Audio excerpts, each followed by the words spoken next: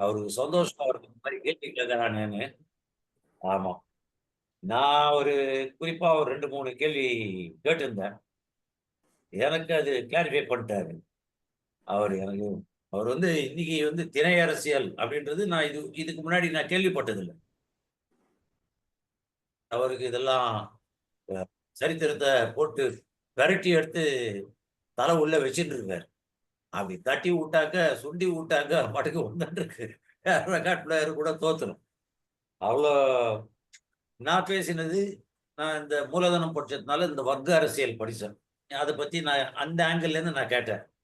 என்னுடைய புரிதல கரெக்ட்டா புடிச்சுட்டாரு. "அத நான் பேசல" அப்படின்னு ரொம்ப அழகா அடிச்சுட்டாரு. அடிச்சுட்டு அவர் அந்த விவசாய பகுதியிலேருந்து எப்படி எடுத்து அது கொண்டு போறது? விவசாய எழுச்சி, அடுத்து அவர்களை சார்ந்த அவர்களுக்கான வணிக எழுச்சி, ஏனைய அனைத்து இடங்களுக்கும் உரியது அப்படின்னு ரொம்ப பிரமாதமா போட்டாரு.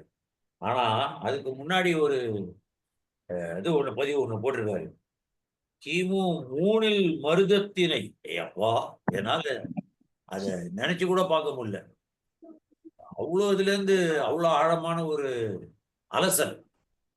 அந்த சரித்திரத்தெல்லாம் எடுத்து 3 பேரரசுகள் ஏற்பட்ட பிறகு நிலவிய குறுநில மன்னர்கள். 3 பேரரசு ஏற்பட்ட பிறகு ஒரு குறுநில அரசு, அதுல திணை அரசியல். யப்பா! இப்படி ஒரு விளக்கம் அ எனக்கு புதுசு. நான் ரொம்ப ஓப்பனா தோழர் ரவீந்திரன் கிட்ட சொல்லணும். ஆனா இது ரொம்ப இன்ட்ரஸ்டிங். அதாவது ரொம்ப ஆர்வமா இருக்கு. இவரு எழுதின விதம், இவரு சொல்ற விதம், நம்ம மூளைய கிண்டுறாரு. அதாவது இந்த செவுத்துல ஆணி அடிக்கணும்னா ட்ரில் போடுறோம்ல, அந்த மாரி பண்றாரு தோழர் ரவீந்திரன். நான் அப்படிதான் சொல்லுவேன். அவருக்கு கோவம் வந்தா நான் பொறுப்பு இல்ல. ஆனா அதுல இன்னொன்னு ஒரு சார்ட் ஒண்ணு போட்டிருந்தாரு.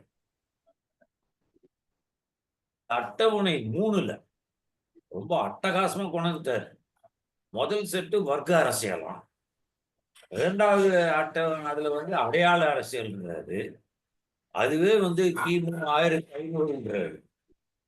அ எங்கேயோ நிக்குது. கிமு 1500ன்றாரு. அப்புறம் அ ஆ கிமு 6, கிபி 4 அப்படின்னு வருது. அதுக்கப்புறம் திணை அரசியல்னு சொல்லிட்டு கிமு 6க்கு போயிட்டாரு. அது அங்கேருந்து திணை வாழ்வியல்லேருந்து ஆரம்பிக்கிறாரு. அவ்வளோ ஒரு அ ஆழமான ஒரு இது. அதுல கடைசியா முடிக்கும்போது கிபி 20ல ஏகாதிபத்திய ஆட்சியில் இருந்து இன்னைக்கு இருக்கிற சூத்திரர் ஆட்சின்னு கொண்டு வர்றாரு.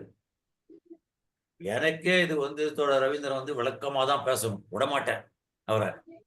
நெறைய கேள்வி எனக்கு உரிமையோட நான் அவர கேட்கப் போறேன். அவரு சொல்றதுல இன்னும் கொஞ்சம் நெறையா வந்ததுன்னாக்க, நான் ஏகப்பட்ட கேள்வி கேட்பேன். அவர் தலைய உருட்டுவேன் உரிமையா. அவர் எனக்கு பதில் சொல்லுவாரு. ஏன்னா, அவருக்கு அந்த பொறுமை இருக்கு. அந்த இது எனக்கு நல்லா தெரியும். அதே மாரி இந்த கூட்டத்துக்கு வந்த அத்தனை தோழர்களையும் நான் வரவேற்று, எத்தனை கேள்வி இருந்தாலும் அவரு சலிக்க மாட்டார். நம்ம தோழர் ரவீந்திரன் சலிக்க மாட்டார். அதுக்கு நமக்கு புரியிற மாரி எளிமையான முறையில நமக்கு பதில் சொல்வாருன்னு எதிர்பார்த்து, தோழர் ரவீந்திரன இன்னைக்கு இந்த அந்த எப்படி தோழர்? அந்த முதல் அட்டவணையில ஆரம்பிக்க போறீங்களா? 3வது அட்டவணையிலருந்து ஆரம்பிக்க போறீங்களா? இல்ல நான் பொதுவா அந்த கேட்கப்பட்ட ரைட். கேள்விய ஓகே, ஓகே, ஓகே. ரைட் தோழர். தோழர் ரவீந்திரன நான் இப்ப பேச அழைக்கிறேன். நன்றி, வணக்கம். இந்த நிகழ்வுக்கு தலைமை தாங்குகிற தோழர் சுகுமார் உட்பட அனைவருக்கும் என்னுடைய வணக்கங்கள். ஏற்கனவே நாங்கள் 2 சந்திப்பு திணை அரசியல் தொடர்பாக உரையாடி இருக்கிறோம். ஆனால் இப்ப தோழர் சுகுமார் சொன்னது போல பல தோழர்களுக்கு அது புதிய ஒரு விஷயம். ஏனென்றால் நாங்க பழக்கப்பட்டது வர்க்க அரசியல். அண்மையில் ஒரு 30, 40 வருடங்கள் இயங்கிக் கொண்டிருக்கிறது அடையாள அரசியல். இந்த 2லையும் 2 ஊடாகவும் தீர்வுகள் கிட்டவில்லை என்ற ஒரு நிலையில நான் இந்த திணை அரசியல் என்ற விஷயத்த பேச முற்படுகிற போது அது உடனடிய புரிந்து கொள்ளக்கூடியதா இருக்காதுன்றது ஏற்றுக்கொள்ளக்கூடிய ஒரு விஷயம். ஏனென்றால் ஒன்று இது நடைமுறையில நிரூபிக்கப்பட இல்லை. அது ஒரு 4-5 நாளுக்கு முதல் தோழர் நீதிராஜனும் அதை சொன்னார்.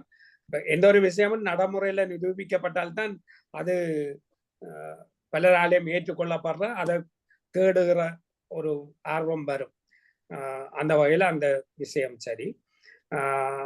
ஆனால் அடையாள அரசியல் 40 வருஷமா இயங்கி ஒரு அங்குலம் கூட நகராதது மட்டும் இல்லை, இன்னும் பின்னடைவுகளை சந்திக்குதுன்றது ஒரு உண்மை.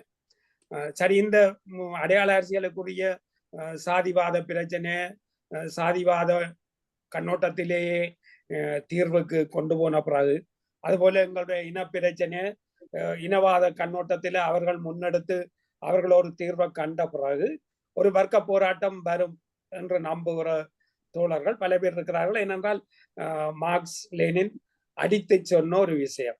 பிறகு மாவோ கூட வர்க்க புரட்சி வர்க்க போராட்டம் சோசியலிச சமூகத்தில கூட வர்க்க போராட்டம் தான் முதன்மையானது. உற்பத்தி சக்திகளை விரிவாக்கம் செய்வது இரண்டாம் பட்சமானது, வர்க்க போராட்டம் முதன்மையானது என்று மாவோ கூட, அதாவது இப்ப நாங்கள் பேசுற திணை அரசியல் என்ற ஒரு வடிவத்தை நடைமுறையில செயற்படுத்தின முதலாவது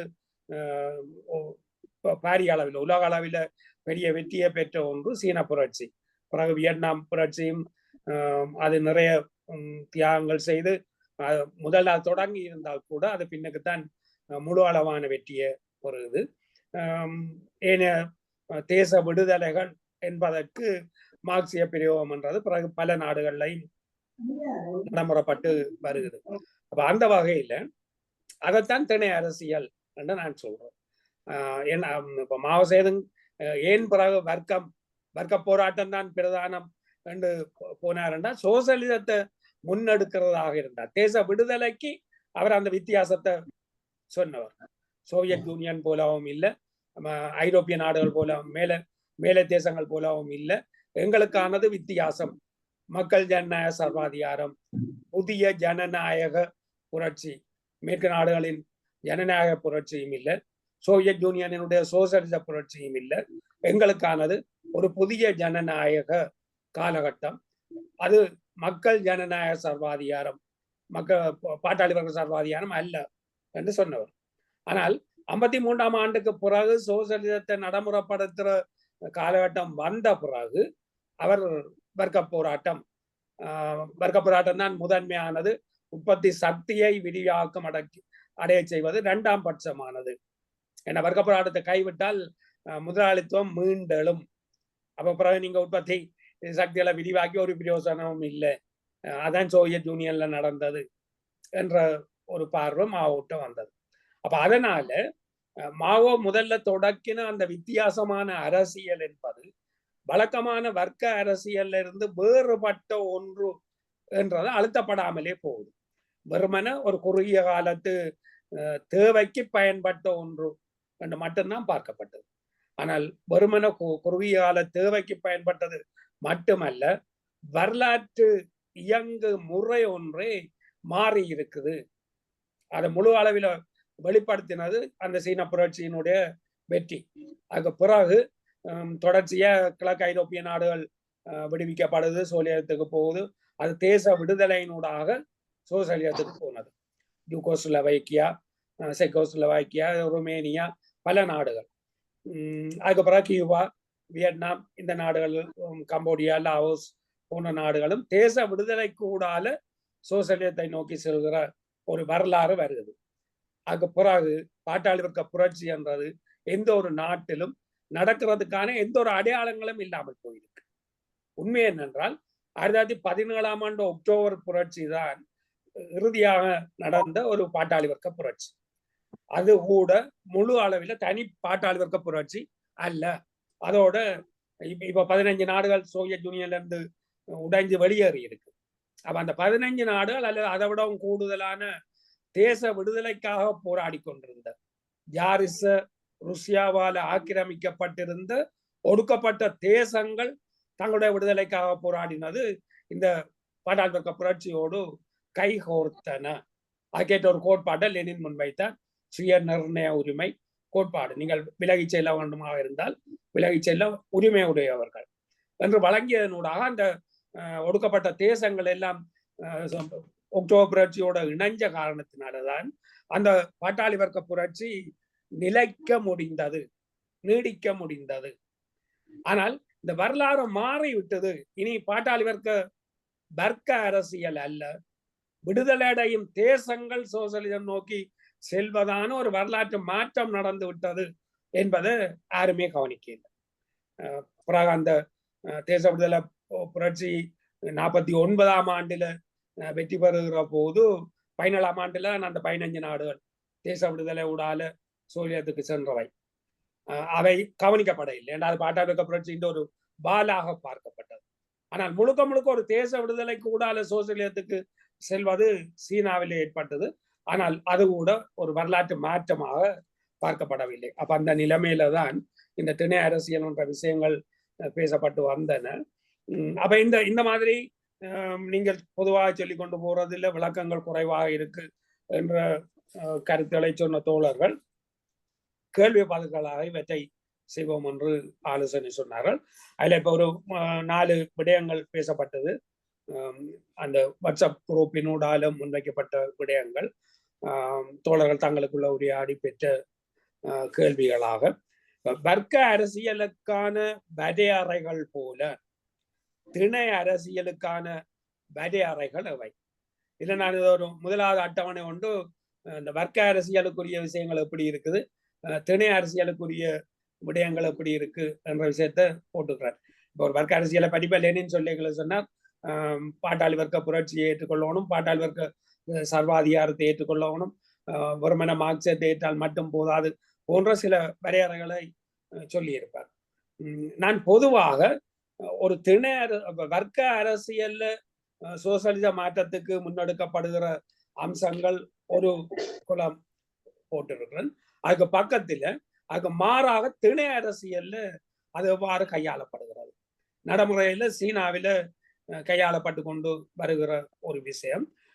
ஆனால் சீனாவில இன்றைக்கும் கூட அவர்கள் சொல்வது எப்படி, மாவோ சீனா தேச விடுதலையை பெற வேண்டி இருக்கிறது, ஆகவே இங்கு பாட்டாளி வர்க்க புரட்சி இல்லை, விவசாயிகளினுடைய புரட்சி, அந்த வகையில இது ஐரோப்பாவினுடைய ஜனநாயக மாற்றம் அல்ல, புதிய ஜனநாயகம், பாட்டாளி வர்க்க சர்வாதிகாரம் அல்ல, இங்கு விவசாய புரட்சி முன்னெடுத்து மக்கள் ஜனநாயக சர்வாதிகாரம் என்கிற அந்த அம்சங்கள் சீனாவுக்கான பிரத்யேக நிலை. இது போல ஒடுக்கப்பட்ட தேசங்களுக்கும் அந்தந்த தேசங்களுக்கான பிரத்யேக நிலை இருக்க முடியும். இந்த முறையில விடுதலை பெற்ற சீனா சோசலிசத்தை கட்டி எழுப்புவது என்பது சீனாவுக்கான பிரத்யேக நிலை என்றுதான் சீனா சொல்லிக் கொள்வது. ஏனென்றால் இந்த அரசியல் மாற்றம் அடைந்திருக்கிறது, அரசியல் வடிவம் மாற்றம் அடைந்திருக்கிறது. வர்க்க போராட்டத்தின் மூலம் புதிய சமூக அமைப்பு உருவாதல் என்கிற வாய்ப்பு 1917ஆம் ஆண்டோட முடிவுக்கு வந்து விட்டது என்ற விடயம் கவனிக்கப்படவில்லை. அது 4-5 வருஷங்களுக்கு முதல் தான் ஏகாதிபத்தியம் முதலாளித்துவத்தின் உச்ச கட்டம் என்ற நூலை லெனின் எழுதுகிறார்.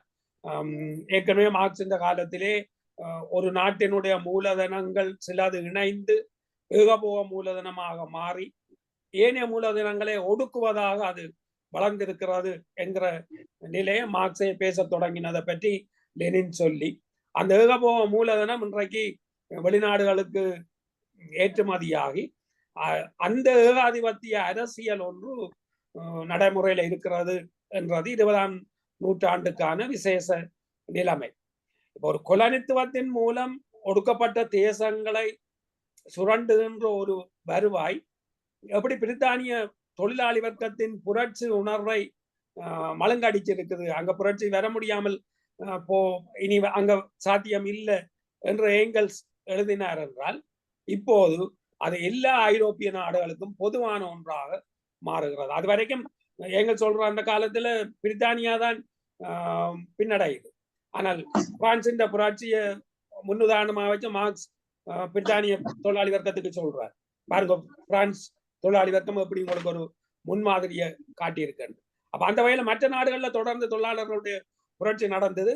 17ஆம் ஆண்டுல ருசியாவின் புரட்சியும் நடந்தது.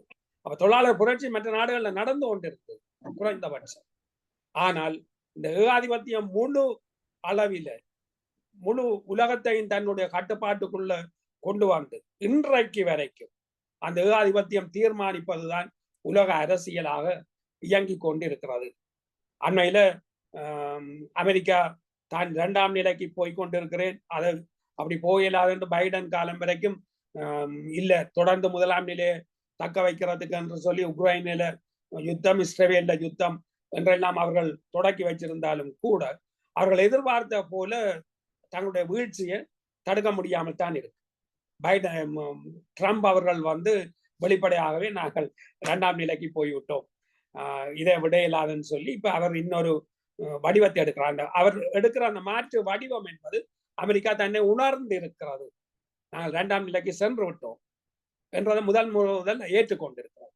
அப்ப இந்த சூழல்ல இப்ப இலங்கையில எங்களுடைய இலங்கைக்குரிய சீன வெளிவிவகார சீன தூதுவர் ஒரு விஷயத்தை ஒரு 20 நாட்களுக்கு முன்னர் சொல்ற போது சொன்னார், இப்போது ஒரு புதிய உலக ஒழுங்கு ஏற்பட்டிருக்கிறது.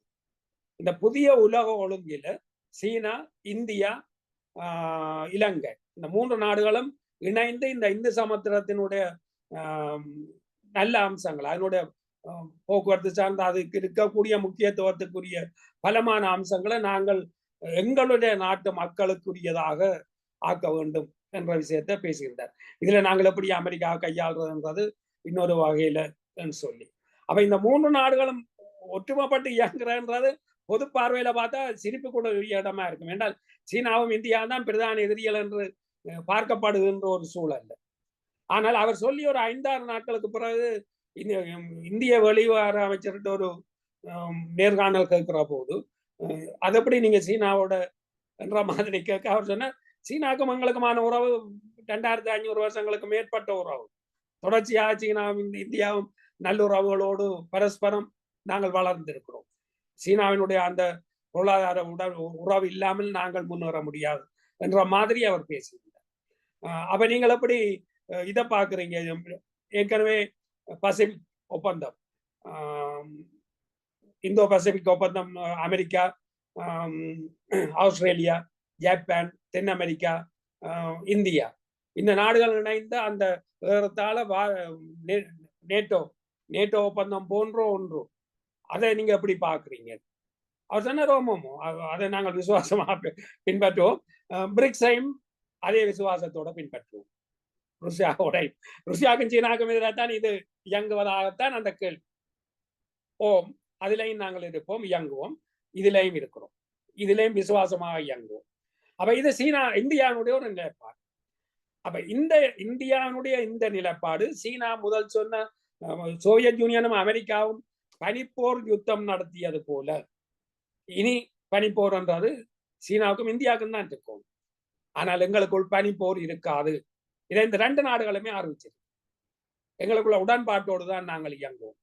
ஏன்னா இது திணை அரசியலை முன்னெடுத்த சமூகம், எங்களுக்குள்ள எதிரி என்பது இல்லை, மேலாதிக்கத்தை எவ்வாறு இல்லாமல் ஆக்குவோம், யாரும் மேலாதிக்க ஒரு வணிக சக்தி மேலாதிக்கத்தில் இருக்கின்றால் விவசாய சக்தி அந்த வணிக சக்தியின் மேலாதிக்கத்தை இல்லாமல் ஆகும். ஆனா அந்த வணிகம் எதிரியா அல்ல, அந்த வணிகத்தோட பிறகு கூட்டு சேரும்.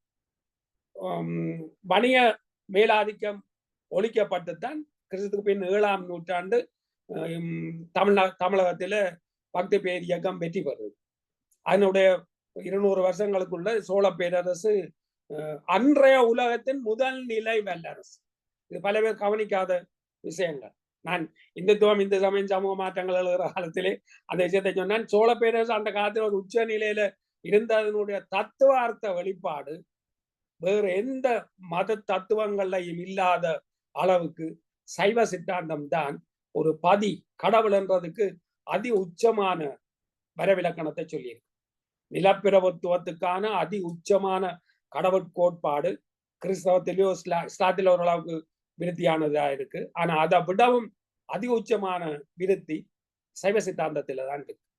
அப்ப அது மாதிரி கட்டடக்கலைகளாக இருக்கலாம், பல 1000 மைல் தூரங்களுக்கு சென்று இந்தோனேசியா உள்ள ஒரு பேரரசு சோழ பேரரசு வெற்றி கொண்டு அந்த அளவுக்கு கடற்பட கப்பல் போக்குவரத்துக்குரிய வடிவம் எல்லாம் தொழில்நுட்ப விருத்தி சோழ பேரரசிடம் இருந்தது. அது வணிகத்துக்குரியது, வணிக வர்க்கத்துக்குரியது.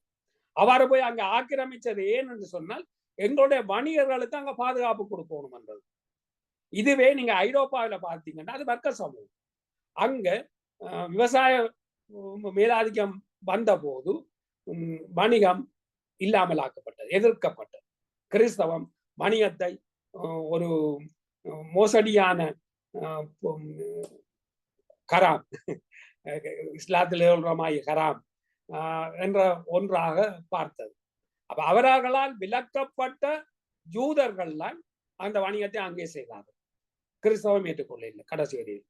அப்ப கிறிஸ்தவத்துக்குள்ள பிறகு ஒரு சீர்திருத்தம் ஏற்பட்டு புதிய கிறிஸ்தவம் ஒன்று வருகிற போதுதான் அவர்கள் வணிகத்துக்குள்ள வருகிற ஒன்று வருகிறது. ஆனால் எங்களை பொறுத்த வரைக்கும் நிலப்பிரபுத்துவம் வணிக சக்தியை எதிரியாக பார்க்கவில்லை. அவருடைய அதிகாரத்தை இல்லாமலாக்கி தான் எடுத்த பிறகு அவரோடு நட்பு. அப்ப இந்த வித்தியாசங்கள் மிகவும் பிரதானமானவை என்றதான் நான் பேசி வந்தது. அப்ப அந்த வரையறைகள் அட்டவணை ஒருக்கா பார்ப்போம். அப்போது அது ஓரளவுக்கு நாங்கள் விளங்க முயற்சிக்கலாம் நினைக்கிறோம். இரண்டாவது, இப்ப திணை என்பதனை பிற மொழிகளில் எவ்வாறு புரிய வைப்பது. இப்ப ஆங்கில சொல்ல என்ன, அல்லது இப்ப சிங்களத்துல மொழிபெயர்க்கப்பட்ட போதும் கூட அந்த விமல் சுவாமி நான் அதை கேட்டிருந்தேன். நான் சொன்னேன் இல்ல திணை என்றே கூறுவதுதான் சரி. ஏனென்றால் அதுக்கு இன்னொரு சொல்லு அந்த மற்ற மொழிகள்ல இருக்க முடியாது. ஏன்னா திணை வாழ்வியல் என்றதே தமிழுக்கு மட்டும் வாய்த்த ஒரு அம்சம், ஒரு முழு சமூக சக்தி. சாதி என்றது அதுதான். ஆனால் வட இந்தியாவினுடைய அந்த சாதி என்றது எப்படி உருவாகினன்றதுக்கு விளக்கங்கள் இல்லை. அது என்னன்றதுக்கு விளக்கங்கள் இல்லை. ஏதோ ஒரு பாவப்பட்ட ஒரு விஷயம், அசிங்கமான ஒரு விஷயம், தேவையில்லாமல் வந்து விட்டோம் ஒன்று என்றுதான் பார்க்கப்படுது. ஆனால் அது வரலாற்று இயக்கம். எப்படி வர்க்கம் உருவாகியது ஒரு வரலாற்று இயக்கமோ அதுபோல இந்த சாதி உருவாகுதல் என்பதும் ஒரு ஒரு வரலாற்று இயக்கம். ஒரு மருத திணை மேலாதிக்கம் செய்து அது ஏனைய திணைகளை புறக்கணிக்கப்பட்ட அல்லது பிற்படுத்தப்பட்ட அல்லது ஒடுக்கப்பட்ட சாதிகளாக மாற்றிக்கொள்ளுது. அப்ப இந்த வரலாற்று மாற்றம் என்றது எங்களுக்கான இயல்பான வாழ்க்கை. இது சாதி என்பது எங்களுடைய வாழ்வின் இயல்பு என்றதை சொல்ல பல தோழர்கள் சண்டைக்கு வருகிறார். என்ன இது, நீ சாதியை இயல்பு சொன்னா அப்ப சாதி ஏற்க சொல்றியா? அது வேற விஷயம். சாதி நாங்கள் என்னை பொறுத்தவரை நான் எந்த சாதி அடையாளங்களும் இல்லாத ஒரு ஆள். என்னுடைய பிள்ளைக்கு நீங்க எந்த சாதியுமே பார்க்க முடியாது. முழுக்க சாதி மறுப்பு திருமணங்கள் கூட என்னுடைய மனைவி அவருடைய தாய் தந்தையர்கள் சாதி மறுப்பு திருமணத்தின் உடால வந்தவர்கள். அவருக்கு என்ன சாதின்னு சொல்ல முடியாது. எங்களுக்கு பிறந்த பிள்ளைகள் திருமணம் செய்தது வேறு வேறு சாதிகளுக்குள்ளதான் திருமணம் செய்திருக்கிறார். அப்ப அந்த வகையில எங்களுக்குள்ள எனக்கு சாதி என்றது நான் சாதி நீக்கம் செய்த ஒரு ஆள் தான். ஆனால் எங்களோட வாழ்வின் இயல்பு சாதி என்றதை விளங்காமல் வர்க்கமும் இருக்குது, சாதியும். அது அடுத்த இதாக அது சொல்லப்பட்டது. இந்தியாவில வர்க்கங்களும் இருக்குது, சாதிகளும் இருக்குது.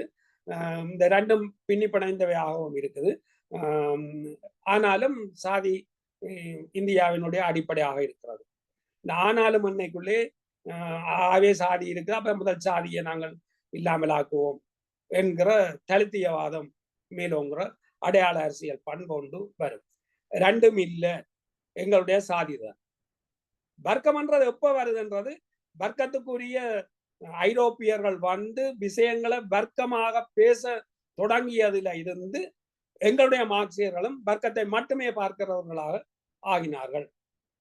எங்களுடைய சமூகம் வர்க்கங்களாக இயங்கியது அல்ல, சாதிகளாகத்தான் இயங்கியது. அறநெறி காலம் என்று நாங்க சொல்றது தமிழ் வரலாறுல கிறிஸ்துவின் 3ஆம் நூற்றாண்டுல ஒரு விவசாய சமூகம், மருத திணை. அதுக்கு முதலே நெல் உற்பத்தி இருக்கலாம். ஆனால் மருத திணை என்ற நெல் உற்பத்தி விரிவாக்கம் பெரிய அளவில் நடந்து ஏர் கலப்பைக்கு இரும்பு கொழுவை போட்டு அது இதுக்கு வாரதே இன்னும் பின்னுக்குத்தான். ஆனால் ஒரு அளவுக்கான முன் விருத்தி ஒன்று வந்ததுனாலதான் ஒரு பெரிய பட நடத்துற அளவுக்கு மருத திணைக்கு நெல் உற்பத்தி வருகிறார். மற்ற திணைகள் 300 வருஷங்கள் சமனான வேளிர்களுடைய ஆட்சிக்குள்ள இருந்தது. அந்த வேளிர்கள் குறுநில மன்னர்கள் அல்ல.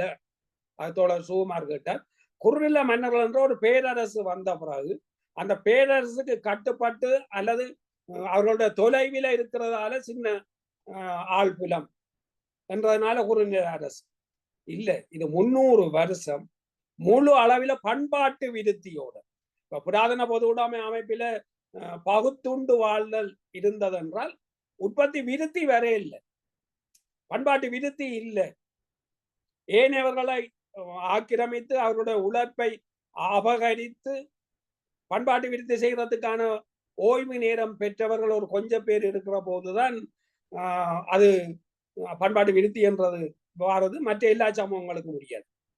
ஆனால் 300 வருஷங்கள் முழு அளவில பண்பாட்டு விருத்தி, பெரிய நகர் கட்டமைப்பு கிறிஸ்துவ 7ஆம் நூற்றாண்டிலேயே தொடங்கி கிறிஸ்துவ 6ஆம் நூற்றாண்டில் ஒரு மிகப்பெரிய நகர கட்டமைப்பு தமிழகத்தில இருந்திருக்குது.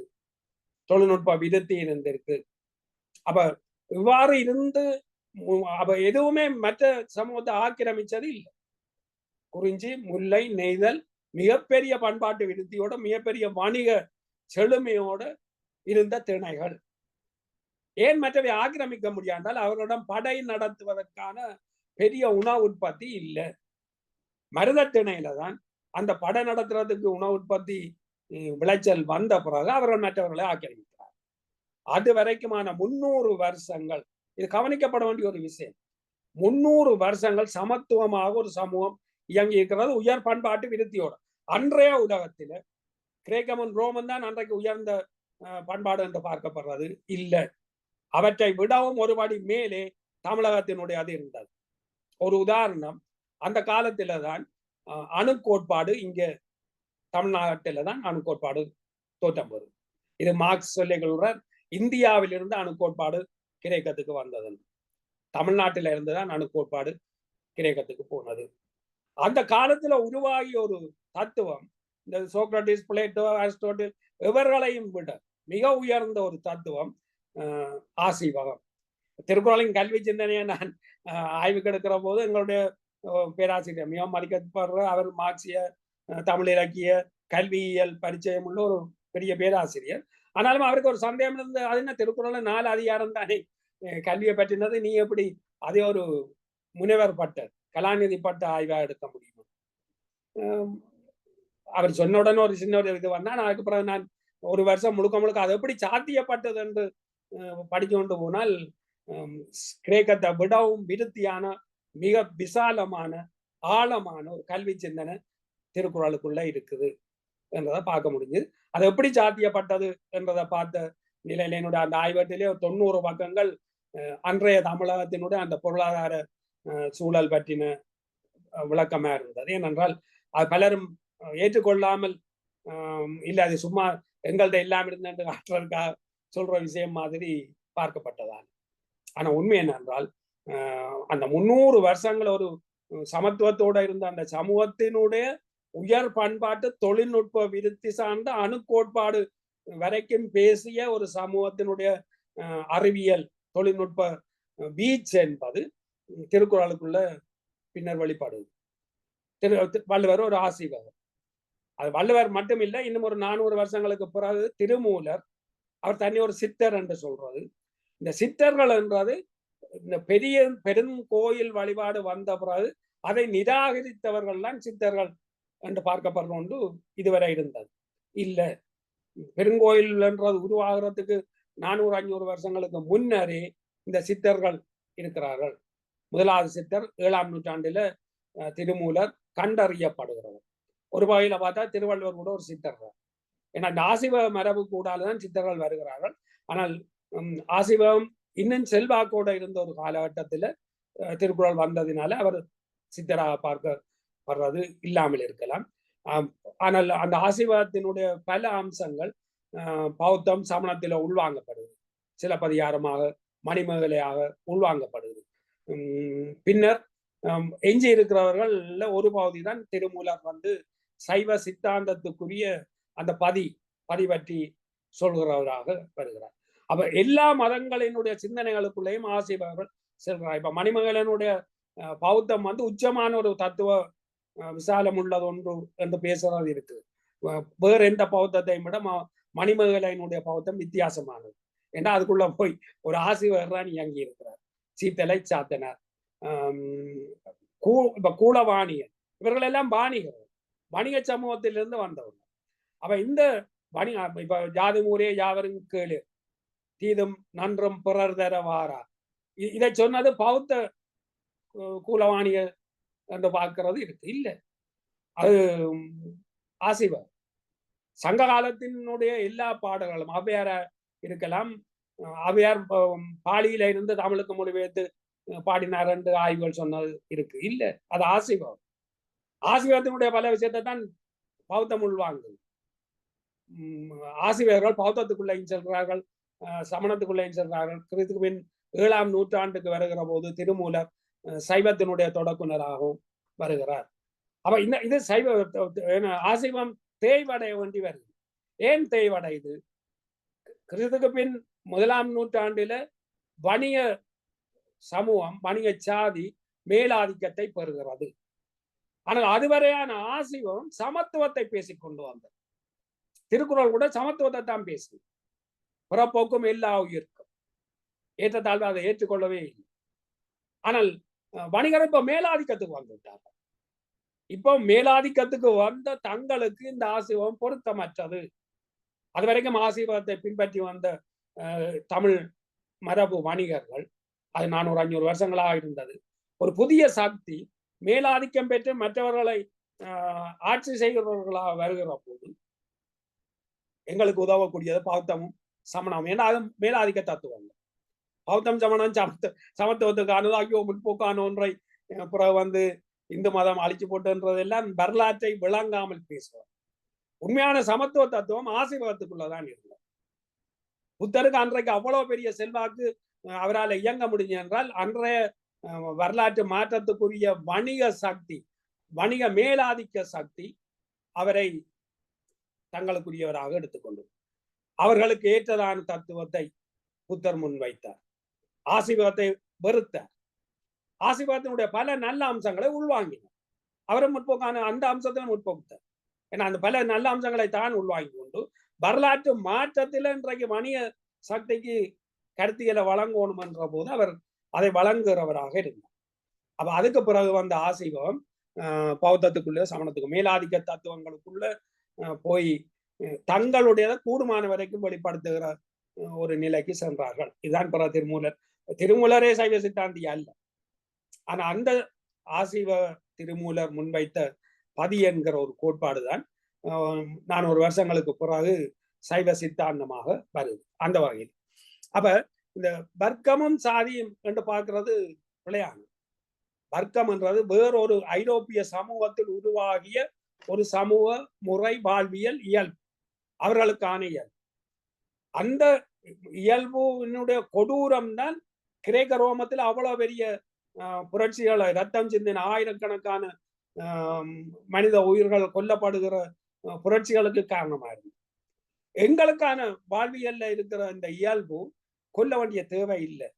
அந்தந்த இடத்திலே நீ இருந்தோள், முற்புறப்பு வினையால உனக்கு இந்த வாழ்க்கை வந்திருக்குது, அதை ஏற்க வச்சு ஆனா தன்னுடைய பண்பாட்டோடு அந்த நிலத்திலே வாழ்கிற நிலை இருந்ததினால பெரும் புரட்சிகள் இங்க நடக்கல. அதுக்காக ரத்தம் சிந்தல் முற்றா இல்லைன்றது இல்லை. ஒப்பீட்டு ரீதியில மிக குறைவான மாற்றம், சமூக மாற்றங்கள் நடந்திருக்கு.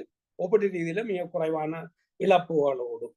அப்ப இந்த சாதி வாழ்முறை என்றது இன்றைக்கு வருகிற போது நாங்கள் இதை எப்படி பார்க்கிறோம்?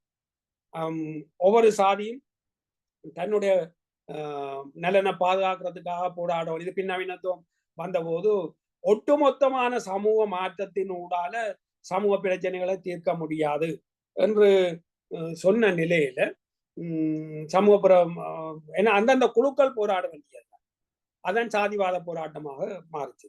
அப்ப அந்த நிலைமையில தான் நாங்கள் இந்த திணை அரசியல் என்கிற விஷயத்துக்கு வருகிறோம். அப்படி வரைக்குள்ள ஒரு முழு பிரதேசம், ஒரு திணை ஒடுக்கப்பட்டு உருவாகியதுதான் எங்களுக்கான வாழ்வியல். இதுக்குள்ள உள்ளுக்கு சமூக தட்டுகள் வித்தியாசம் இருக்கும். அதை நாங்கள் அந்த அர்த்தத்துல வர்க்கம் என்று பார்க்கலாம். ஆனால் ஒரு பிரச்சனை வரைகளை எல்லாம் ஒன்றிணைவதாகத்தான். வெள்ளாளர்கள் கிறிஸ்துக்கு பின் 7ஆம் நூற்றாண்டு அதிகாரத்துக்கு வந்தார்கள். வெள்ளாளர்களுக்குள்ள எல்லாருக்குமே நிலம் சொந்தமா வந்ததுன்றது இல்லை. ஆனால் ஒரு பிரச்சனை என்று வருகிற போது வலங்கை சாதிகள் இடங்கை சாதிகள் என்று ஒன்றிணைகிற ஒரு திணை இணைவு என்றது இருப்பதாக இருந்தது.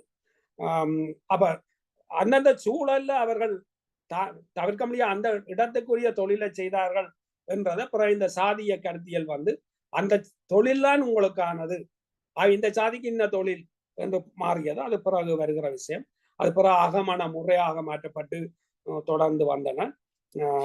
மிகவும் நிர்பந்தப்படுத்தப்பட்ட மலிவான கூலிகளாக இந்த சாதிகள் ஆக்கப்பட்டு நடந்த வரலாறு தான் இன்றைக்கு வரையாகும். அப்ப அந்த வகையில மிக சுருக்கமாக அந்த கூடுதலான நேரம் இதிலே போயிருக்க நினைக்கிறேன்.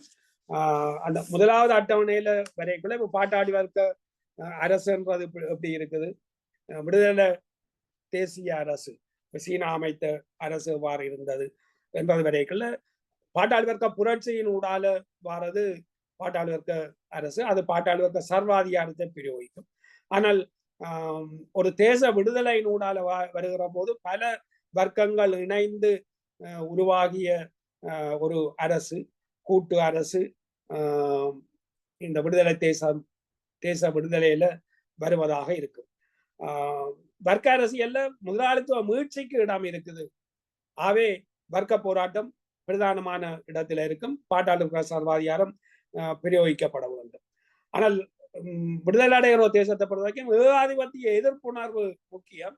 அவை மற்ற வர்க்கங்களை சந்தேகத்தோடு பார்ப்பதை விட அவர்களையும் ஐக்கியப்படுத்தி கொண்டு ஏகாதிபத்தியத்து துணை போகிறவர்களை முறியடிக்கிறதுக்கான ஒரு மக்கள் ஜனநாயக சர்வாதிகாரம் என்றதை முன்னெடுக்கலாம். மக்கள் மத்தியில் ஒரு விழிப்புணர்வை தூண்டக்கூடிய பண்பாட்டு இயக்கங்கள் பிரதானமானவையாக இருக்கும். வர்க்க சமூகத்துல வர்க்க ஒழிப்பு முக்கியமான, வர்க்கம் ஒழிக்கப்படவும், முதலாளி வர்க்கம் முற்றாக ஒழிக்கப்படவும். ஆண்டான் அடிமை புரட்சி வந்த பிறகு நில உடைமை சமூகம் வருது. நில உடைமை சமூகத்துல ஆண்டானோ அடிமை வர்க்கத்தினுடைய எந்த ஒரு மிச்ச மீதியும் இல்லை. முதலாளித்துவ சமூகம் வந்த பிறகு நிலப்பிரவோ பண்ணை அடிமையோ இல்லை. ஆகவே சோசலியம் வந்த பிறகு முதலாளித்துவம் என்பது, முதலாளி வர்க்கம் என்பது எந்த வகையிலும் இருக்கக்கூடாது. முதலாளி வர்க்கம் அழிக்கப்படும். ஆனால் இந்த திணை அரசியல்ல அழிக்கப்படுவது இல்லை. அதையும் உள்வாங்கிக் கொண்டு அதனுடைய பலத்தையும் சேர்த்து கொண்டு அமைப்பு மாற்றத்தை ஏற்படுத்தும். பழைய அமைப்பை இல்ல, அமைப்பு தான் எதிரியாகும். அமைப்பு இல்லாமல் ஆக்கப்படுமே தவிர அந்த வர்க்கத்துக்குரிய எல்லா அடையாளங்களும் அழித்தல் என்பது அது இயல்பாக நடந்துட்டு போறது. சாதி எப்படி இல்லாமல் போகணும் என்றால், ஏற்றத்தாழ்வு முற்றாக இல்லாமல் போனால் சாதி வேதம் என்றது பார்க்கிறது தானாகவே இல்லாமல் போகும். சாதியை ஒழிக்கிறது தான் பிரதானம் என்று கருதி செயற்படுகிற போது ஒவ்வொருவருமே தங்களுடைய சாதியை கட்டிருக்கமாக பார்க்கிறது, மற்ற சாதிகளை எதிரியா பார்க்கிறதுன்றது. ஆகவே சாதி பாதுகாக்கப்படும். சாதி ஒழிப்புன்றது எதிர்நிலை விளைவைத்தான் தரும். அப்ப அந்த வகையில இது பார்க்கலாம் எல்லாருமே. அப்ப எல்லோருமே ஐக்கியப்படுற அம்சம் முக்கியம் வரும். சோதனை முன்னெடுக்கிறதுல வர்க்க போராட்டம் தான் பிரதானமானது என்றது வர்க்க அரசியலுக்குரியதாக இருக்கும். இல்ல, உற்பத்தி சக்தியை விருத்தி செய்வதுதான் பிரதானமானது. அது செய்து கொண்டு போய்கள்ல வர்க்க போராட்டத்துக்குரிய அந்த எதிரி வர்க்கம் தானாக இல்லாமல் போகும். பொருளாதார சமத்துவத்தை வென்றெடுத்தால் மற்ற எல்லா பிரச்சனையும் தீரும் என்றது வர்க்க அரசியல்வாதிகள் சொல்ற ஒரு விஷயம். அப்படி இல்லை. சாதிய பிரச்சனை, இன பிரச்சனை, பெண் ஒடுக்குமுறைக்கு எதிரான இயக்கங்களை முன்னெடுத்து அதனோடு இணைந்த அந்த சமூக நீதியும் ஒன்றிணைக்கப்பட்ட ஒன்றாக சமூக மாற்றத்துக்கான அந்த தேசிய விடுதலை கவனம் பெற வேண்டும். வர்க்க அரசியல்ல தனி ஒரு வர்க்கத்துக்கு கூடுதலான இடம் கொடுத்த போது அது பாட்டாளி வர்க்க சர்வாதிகாரம் என்ற அந்த தனி வர்க்கத்துக்கானதாக பார்க்கப்பட்டது. அந்த தனி வர்க்கத்தின் கட்சி பிரதானமான இடத்தை எடுக்குது. அந்த கட்சியின் தலைவர் தவிர்க்க முடியாமல் தனிநபர் சர்வாதிகாரம் என்ற பாத்திரத்தை ஏற்க வேண்டி வருது. நடந்த எந்த ஒன்றும் அந்த தனிநபர் நான் சமூக கெடுதி செய்கிறேன் என்றதுக்காக செய்தது அல்ல. தன்னுடைய வர்க்க கடமை, கட்சியின் கடமை என்று செய்த தவறுகள். ஆனால் இங்க வந்து கூட்டான வர்க்கங்கள், பல வர்க்கங்கள் இணைந்த ஒரு, அப்ப தவிர்க்க முடியாமல் ஒரு ஜனநாயக மத்தியத்துவம் என்றது நடைமுறையில இருந்தாக வேணும். அங்க ஒரு தனி வர்க்கம், அப்ப தனி வர்க்கத்தினுடைய நலன் என்று வரைக்குள்ள நாங்கள் எங்களுடைய வர்க்க நலன்ல நான் உறுதியா இருக்கிறேன்னு நினைச்சு கொண்டு ஜனநாயகத்தை மறுக்கிறதுக்கு இடம் வந்தது, வரலாற்று ரீதியாக வந்தது. அது ஸ்டாலின் மட்டும் வரையில மாவட்டம் கூட அந்த தவறுகள் வந்தன. அப்ப அது ஆனால் ஜனநாயகத்தை வந்து பேசினது மாவும் தேச விடுதலைக்கு ஊடால எடுத்த புதிய ஜனநாயக கட்டத்துக்கு சோசியலிசத்துக்கு வருகிற போது பாட்டாளி வர்க்க சொல்வாதிகார். அப்ப தொடர்ந்துமே ஒரு தேச விடுதலையினூடால வருவது தனி வர்க்கத்தினுடைய சமூக மாற்ற பணி அல்ல. ஒரு விடுதலை தேசியம் முன்னெடுக்கும் கூட்டான வர்க்கங்களின் நினைவு. விடுதலையை விரும்புகிற, சோசியலிசத்தை விரும்புகிற, சமத்துவத்தை விரும்புகிற சக்திகள் எல்லா இடங்களையும் இருக்கிறார்கள். அவர்களுடைய ஒன்றிணைவின் ஊடாக வருவது. அப்ப அந்த வகை இந்த விஷயங்கள் பின்னரும் பார்க்கலாம். இரண்டாவது ஒரு அட்டவணையில காட்டப்பட்டிருக்கிறது தமிழ் பண்பாடுன்றது எப்படி இருந்தது, ஒரு சமாந்திரமாக இந்தியாவினுடைய வட இந்தியாவில் எப்படி இருந்ததுன்னு இதுல செய்து கொண்டிருக்கீங்கல்ல. நான் 5ஆவதா போட்டிருந்த ஒரு அட்டவணை வந்திருந்தது, மதமும் மார்க்சியத்தில் அது வந்தது. பிறந்தால சமமா இந்தியாவில உருவாகிற மாதிரி தான் உலக மதங்கள் என்றதும் வரும். கிறிஸ்துவன் 3000ஆம் ஆண்டுல எங்களுடைய சிந்துவெளி நாகரிகம் இருந்தது. கிறிஸ்துவன் 1500ஆம் ஆண்டுகள்ல ஆரியர்களுடைய வருகை நடக்கும். ஒரு 500 வருஷங்களுக்கு பிறகு பிராமண மதம், எங்களுடைய சிந்துவெளி பூசகர்களும் ஆரிய பிராமணர்களும் இணைந்த பிராமண மதம் உருவாகும். அதுக்கு பிறகு பிராமண மதம் உருவாகும் கிறிஸ்துவன் 1200ஆம் ஆண்டுகள்ல. அந்த நேரத்துல தான், இங்க பிராமண மதம் உருவாகிற நேரத்துல தான் ஜெகோவா என்கிற ஒரு கடவுளை முன்னிறுத்தி யூத மதம் உருவாகும்.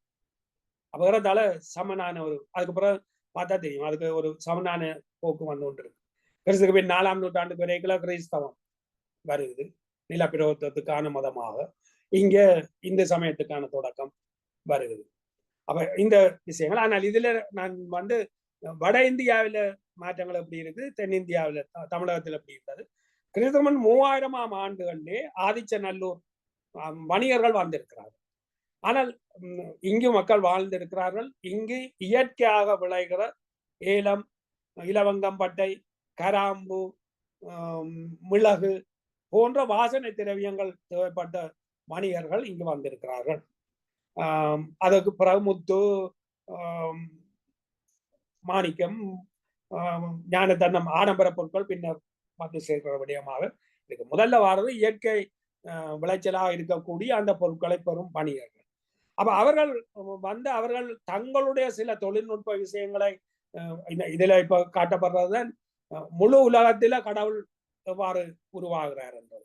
எங்களுக்கு பிராமண மதம் உருவாகி அதுதான் பிறகு பிரம்மத்துக்குரிய ஒரு தேடலுக்குள்ள நல்ல பிரகஸ்பதி என்று அவர்கள் சொல்கிறார்கள். அதான் பிறகு பிரம்மம் என்று வருது. இந்த பிரகஸ்பதி பற்றின தேடல்கள் இருக்கிற காலங்கள்ல தான் யூதர்களுடைய ஜெகோவா என்ற கடவுள் வாரது இருக்கு.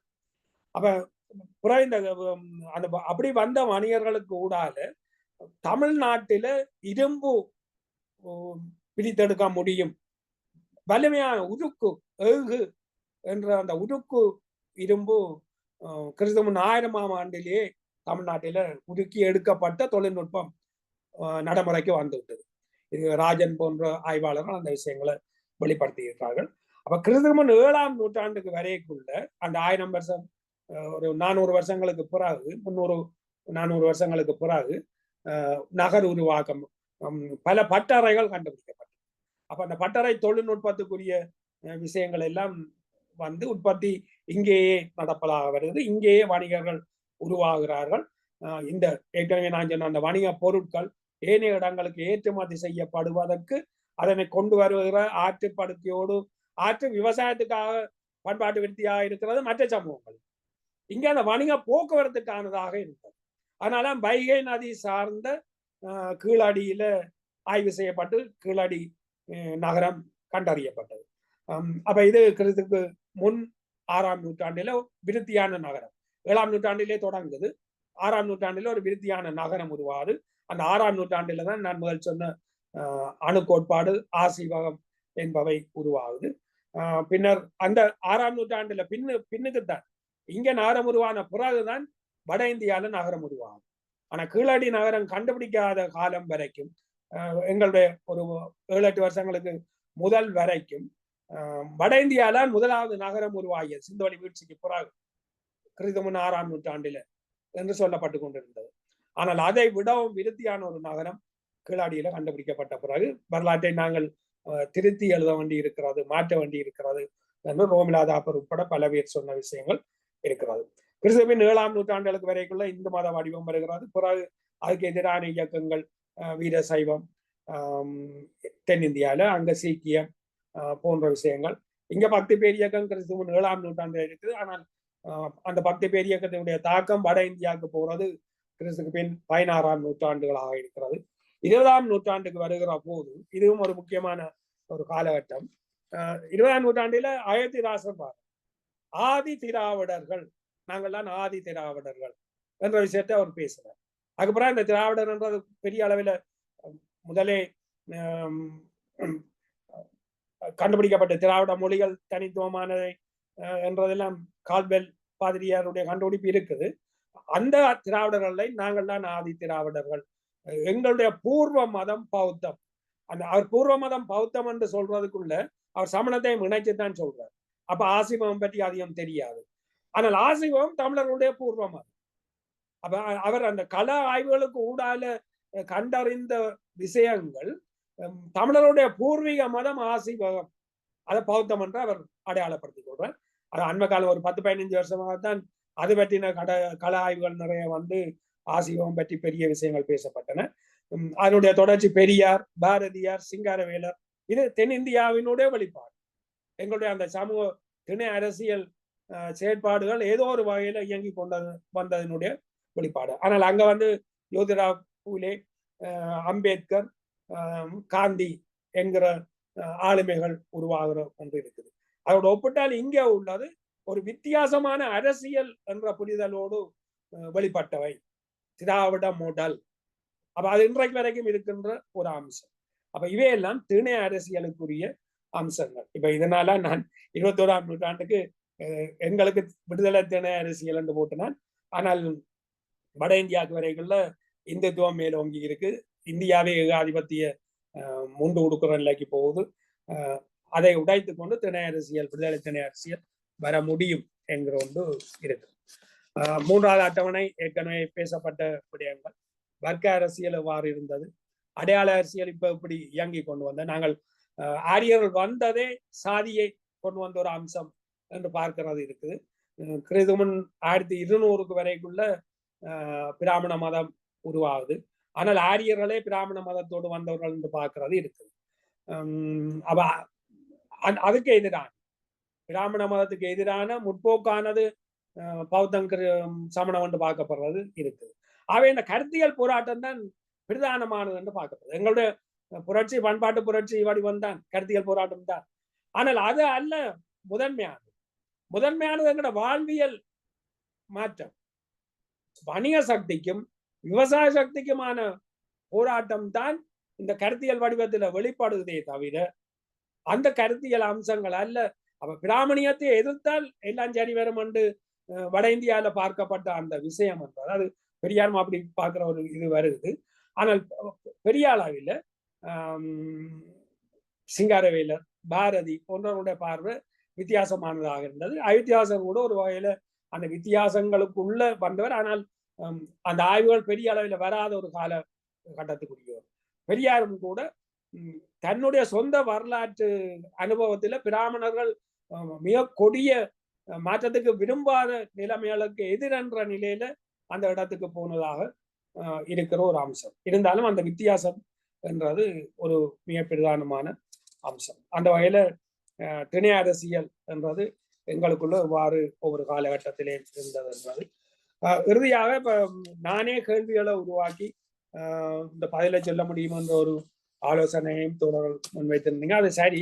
அது ஏற்கனவே இது கூட இதோட நான் முடிச்சு கொள்றேன். இலங்கை இப்ப திணை அரசியல் தமிழகத்தில் அவ்வளவு காலம் இயங்கி வந்தாலும் கூட நவீன வரலாற்றில திணை அரசியல் இயங்கினது இலங்கையில தான். அது ஒரு காரணம், அங்க பிரித்தானியா ஆட்சியாளர்கள் திட்டமிட்டு சாதிய முரண் ஆரிய திராவிட முரண், மத முரண் என்றதுக்கு அதை கூர்மப்படுத்துறதுக்கான பல வேலை திட்டங்களை வச்சு அந்த பிளவுகளை கூடுதலாக ஏற்படுத்தினதால அடையாள அரசியல் என்பது கூடுதலாக அங்க மேலோங்கி வந்தது. இங்கே அவர்கள் அடையாள அரசியலுக்குரிய ஒரே ஒரு அம்சத்தை மட்டும் கையாண்டார்கள். தமிழ் சிங்கள முரண்பாடு வரட்டும், அதற்கேற்ற ஒரு இதை மட்டும் வச்சுக்கொண்டு மற்ற விஷயங்கள்ல அவர்கள் கவனம் எடுக்க. அப்ப எல்லா சாதியினர்களும் இணைந்து 70ஆம் ஆண்டுகள் வரைக்கும் எல்லா சாதியினர், எல்லா மதத்தினர், எல்லா மொழியினர், எல்லா சக்திகளும் இணைந்து இங்கு போராட்டங்களை நடத்துற ஒரு வரலாறு இருந்தது. சாதி எதிர்ப்பு போராட்டம் இங்க எல்லா சாதியினரும், பிராமணர்களுக்கு அல்ல, பிராமணர்களை விடவும் கூடின அதிகாரத்தோட இங்க வெள்ளாளர்கள் இருந்தார்கள். ஆனால் அந்த வெள்ளாள தலைவர்கள்லாம் சாதி எதிர்ப்பு போராட்டத்தை தொடக்கி வைக்கிறவர்களாக இருந்தார்கள், அதை தொடர்ந்து ஆதரிக்கிறவர்களாக இருந்தார்கள். அதுக்கான கருத்தியல்கள், அதுக்கான இலக்கியங்களை அவர்களும் தொடர்ந்து படைக்கிறவர்களாக இருந்தார்கள். அப்ப அந்த வகையில திணை அரசியல் நடைமுறையில இருந்தது இங்கே. அப்ப முதல் இந்த உலகமயமாதல், அது வரைக்கும் 70ஆம் ஆண்டு வரைக்கும் ஏகாதிபத்தியம் பின்னடைஞ்சு வியட்நாமில இதுக்கு மேல அமெரிக்காவுக்கு வாழ்வே இல்லைன்ற மாதிரி இருந்த சூழல்ல ஆப்கானிஸ்தானுக்குள்ள சோவியத் யூனியன் போன ஒரு வாய்ப்பை வச்சுக்கொண்டு வியட்நாமை விட்டு வெளியேறி அமெரிக்கா உலகமயமாதல் பொருளாதார முயற்சிக்கு நுழைந்தது. உடனடிய அந்த உலகமயமாதலை ஏற்றுக்கொண்ட ஒரு நாடு இலங்கை. முதல் உலகமயமாதலை ஏற்ற நாடு இலங்கை. இன்றைக்கு நான் முதல் சொன்ன மாதிரி புதிய உலக ஒழுங்கொன்று ஏற்பட்டு விட்ட இவ்வளவு அதுக்கான ஒரு மாறுநிலை காலம் 6-7 வருஷங்களாக அந்த மாறுநிலை காலம் இயங்கி கொண்டிருக்கின்றது. நான் பல சந்தர்ப்பங்களையும் சொல்லிக் கொண்டும் வந்திருக்கிறேன். ஆனால் இப்ப முடிவுக்கு வந்துவிட்டது. இப்ப ஒரு புதிய உலக ஒழுங்கு ஏற்பட்டு விட்டது. இந்த புதிய உலக ஒழுங்கு ஏற்பட்டதை முதலில் காட்டிய ஒரு நாடு இலங்கை. இலங்கையில இந்த தேசிய மக்கள் சக்தி எல்லா சக்திகளையும் ஒன்றிணைத்துக் கொண்டு ஒரு அமைப்பு வெற்றி பெற முடியும், விட மாட்டார்கள் என்று நான் சொல்லிக் கொண்டிருந்தேன். ஆனால் மாட்டார்கள் என்பதற்குரிய அந்த அணி முழுதாக விழுந்து விட்டது. இப்ப புதிய உலக ஒழுங்கு வந்திருக்கிறது. அதனாலே இந்த மாற்றம் ஏற்பட்டிருக்கிறது. அப்ப இந்த புதிய உலக ஒழுங்கை முதல்ல அறிவித்த ஒரு நாடாக இலங்கை இருக்கு. அந்த வகையில திணை அரசியலுக்குரிய வாய்ப்பு இந்தியாவிலும் இருக்கு. ஆனால் நிறைய சிரமங்களுக்கு கூட அதுக்கு வர வேண்டி இருக்கலாம். ஆனால் இலங்கையில ஏற்கனவே ஏற்பட்டு விட்டது. இங்க விடுதலை தேசிய முன்னணி என்கிற ஒரு அமைப்பு ஏற்கனவே இங்க உருவாக்கப்பட்டிருக்கு. அந்த விடுதலை தேசிய முன்னணி தனக்கான அமைப்பு குழு எல்லாம் உருவாக்கி அதுக்கான செயற்திட்டங்கள் எல்லாம் ஜாப் உருவாக்கப்பட்டிருக்கு. அதுக்கான கொள்கை விளக்க இதை எழுதுறதுக்கு எனக்கு பொறுப்பு தரப்பட்டது. நான் அதை கேள்வி பதில் வடிவத்துல தான் ஏற்கனவே எடுத்திருந்தேன். அது நீதிராஜன் சொன்னார், இதை கேள்வி பதில் வடிவமா சொன்னால் நல்லா இருக்கும். அப்ப திணை அரசியலுக்குரிய அந்த விடுதலை தேசிய முன்னணி ஒன்று ஏற்கனவே இங்கு நடைமுறைக்கு வந்திருக்கு. அதனுடைய இது நான் அந்த அமைப்புக்கு தான் அந்த முழு இதை கொடுக்க வேண்டி இருக்கும். அது தயாரிச்சு அந்த கேள்விகளை வேணுமென்றா நான் இங்க சொல்லலாம். ஒன்று, விடுதலை தேசிய மக்கள் முன்னணி எனும் புதியதொரு அமைப்பு ஏன் அவசியமாகிறது இந்த மாற்றத்தோடு தொடர்பான? முந்தைய அமைப்புகள் தேய்வுற்று, இப்ப கம்யூனிஸ்ட் கட்சி உட்பட தேய்வுற்று அழிய காரணங்கள் இவை. வர்க்க அரசியல் ஏன் தோல்வி அடைஞ்சது? ஜனநாயக மத்தியத்துவம் என்றால் என்ன? அது எங்களுக்கு தான் பொருந்தும், வர்க்க அரசியலுக்கு இல்லை. வேறுபாடுகளும் பன்மைத்துவமுமே இயல்பாக உள்ள உலக நிலவரத்தில் சமத்துவம் என்பது சாத்தியமா? சீனா சொல்ற சண்டை சோதலியம் தேசங்களுக்கு இடையே சமத்துவம் அசாத்தியமானது. இது இலங்கை முழுமைக்குமான அமைப்பா? இது இப்ப நாங்க தொடங்குறது எங்களுடைய கைக்கு எட்டிய தூரத்துக்குள்ள. அப்ப அது முழு அமைப்பு முழு நாட்டுக்குமாக இப்படி மாறுறது என்ற இந்த திணை அரசியல் பேசுபொருளா வாரத்துக்கான அடிப்படை அக்டோபர் 21 எழுச்சி மார்க்கம். அது எங்களுடைய கட்சி கூட அதை மார்க்கம் என்று பார்க்கிறாங்க. அது வெறுமனே ஒரு சம்பவமாகத்தான் அவர் பார்க்கிறாரு. அக்டோபர் 21 எழுச்சி மார்க்கம் எமக்கான மார்க்சிய கோட்பாட்டு விருத்தியை எவ்வகையில் ஏற்படுத்தி தந்தது? அதான் திணை அரசியல். மக்கள் இலக்கியம் என்பது என்ன? மக்கள் இலக்கியம் என்ற சும்மா மக்களுக்கான இலக்கியம், மக்கள் இலக்கியம் என்று பலரும் சொல்றது இருக்கு. ஆனா மக்கள் இலக்கியம் என்ற கோட்பாட்டு ரீதியானது வித்தியாசமானது. விடுதலை தேசிய மார்க்சியம் என்பதனை வந்தடைய 4ஆம் கட்ட தமிழின தேசிய போராட்டம் எனும் கோட்பாடு வகையில் வழிபடுத்துகிறது. இது இங்கே தோழர் மணியம் முன்வைத்த ஒரு கோட்பாடு. 9வது, வர்க்கவாதம் என்பது என்ன? சிங்கள தேசியம் இத்தகைய கோட்பாட்டு உருவாக்கத்தை மேற்கொள்ள இயலாமல் போனது ஏன்? அங்க வரையில் அங்க வர்க்க அரசியல் தான் நடக்கும். அவர்கள் இப்போ சொல்றார்கள் சோதலியத்தை நாங்கள் பொருளாதார முயற்சி கண்டு சோழியத்தை அடைஞ்சால் இனப்பிரச்சனை தானா தெரியும். தலித்தியவாதம் 10வது, தலித்தியவாதம் என்பது என்ன? இந்திய மார்க்சியர்கள் தமது மகத்தான ஆளுமையை இழந்தது எதனால்? இன்றைக்கு தலித்தியவாதம் மேலோங்கி இருக்கு, ஆனால் மிகப்பெரிய ஒரு சக்தியாக இருந்த மார்க்சியர்கள் ஏன் பின்னடைந்திருக்கிறார்கள்? இன்றைய பிரதான முரண்பாடு உள்நாட்டில் இல்லையா? இல்லை என்று நான் சொல்றேன். பிரதானமானது ஏகாதிபத்தியத்துக்கும் எங்களுக்கும் இடையிலானதுதான். 12வது, தேசங்களிடையே சமத்துவம் சாத்தியமா? 13, சண்டை சோசலிசம் என்பது புது புது வகை மாதிரியா? 14, சமூக பயன்பாட்டு ஆளுமையாக ஒரு மாணவர் உருவாக்கப்படுறது. சமூக பயன்பாட்டு ஆளுமையாக உருவாக்கப்படும் கல்வி புலம் எவ்வகையில் வடிவமைக்கப்பட வேண்டும் என்ற மாதிரியான இந்த கேள்விகள் போடப்பட்டு அதுதான் எங்களுடைய விடுதலை தேசிய முன்னணிக்கான கொள்கை திட்டம் என்று சொல்லணும் என்று தீர்மானிக்கப்பட்டிருக்கு. பொதுவான துணை அரசியலுக்கான கேள்வி பதில் அமைப்பையும் உருவாக்கலாம். நன்றி. என்றால் நிறைய நேரம் நானே சொல்வதை விட இவை சார்ந்து ஏதாவது கேள்விகள் இருந்தால் நாங்கள் தொடர்ந்து ஆடலாம். அன்பார்ந்த நண்பர்களே, தோழர்களே, தோழர் ரவீந்திரன் ரொம்ப சுருக்கமா ஆனா ஒண்ணுக்கும் ஒரு அட்டவணைக்கும் உண்டான விளக்கத்தோட அவரு தன்னுடைய கருத்தை வச்சிருக்காரு. எப்படி இலங்கையில அந்த திணை அரசியல்ன்றது எப்படி முன்னுக்கு வந்திருக்கு அப்படின்ற ஒரு அரசியல் பின்னணியும் சொல்லியிருக்காரு. அந்த தத்துவம் எப்படி இலங்கையில ஒரு பிடிப்பு ஏற்பட்டு அந்த முரண்பாடுகள், சமுதாயத்தில் இருக்கக்கூடிய அந்த முரண்பாடுகள் அது ஓரளவுக்கு தீர்க்கப்பட்டு இன்னைக்கு ஒரு புதிய அரசியல் கட்டமைப்பு வந்திருக்கு. அதை பத்தி சொல்லியிருக்காரு. இதை ஒட்டி நமக்கு இருக்கிற கேள்விகள் இல்ல வேற ஏதாவது விளக்கங்கள் அந்த மாதிரி ஏதாவது இருந்ததுன்னா நான் நம்மளுடைய தோழர்களையும் நண்பர்களையும் முன்வைக்குமாறு கேட்டுக்கொள்கிறேன். தோழர்களே, அதான் நல்ல டைம் எடுத்துக்கிட்டாரு. நம்ம 1 மணி நேரம் முடிஞ்சிருச்சு. இருந்தாலும் நான் ஒரு கேள்வி அல்லது கூடுதல் ஒரு சேர்ப்பு தான். அதாவது என்னன்னா, திணை அரசியல RSS ஃபாலோ பண்ணுது. அவங்க எல்லா சமூகங்கள்டையும் போறாங்க. நம்ம தோழர்கள் தொழிற்சாலை வாசல்கள்லயும் வயல்கள்லயும் இருக்காங்க. கண்டிப்பா அதுல இருக்கணும், இன்னும் கூடுதலா இருக்கணும். இன்னும் கோடி வயலுக்கு போகணும், இன்னும் கோடி தொழிற்சாலைக்கு போகணும். ஆனா குற்றப்பழங்குடிகள் 62 சமூகங்கள், அதுல ஒரு சிலது முன்னேறிடுச்சு, ஒரு சிலது ரொம்ப கிடக்குது. அது கட்சி தலைமை ஆட்சியில லெட்டர் கொடுக்குது, என்னுடைய பொருளாதார கோரிக்கையும் பாரு, இணைச்சுக்க, நீ தான் என்னை சரி பண்ண முடியும்னு. இவங்க வர்க்க போராட்டம் முதல்ல, இந்த மாதிரி சமூக நீதி போராட்டம் எல்லாம் 2ஆம் கட்ட போராட்டம். இதுக்கு டைம் இருந்தா பார்ப்போம்னு நினைக்கிறாங்க. இவங்க தொழிற்சாலை இன்னும் லட்சம் தொழிற்சாலைக்கு போனோம், இன்னும் லட்சம் வயலுக்கு போனோம். அது ரெண்டோட சேர்த்து இந்த சமூகங்கள் வாசல்ல நிக்குது இல்ல, இதையும் இணைச்சுக்கிட்டு போனாங்கன்னா அது திணை அரசியலா மாறும்னு நான் புரிஞ்சுக்கிறேன். இப்போ இத ஒவ்வொரு சாதி தலைவரையும் போய் ஒரு முதலாளித்துவவாதியா ஆக்குற வேலைய லட்சம் தலித் தலைவரை சந்திக்கிறதுன்னு முடிவெடுத்து வச்சுக்கிறான் RSS காரன்.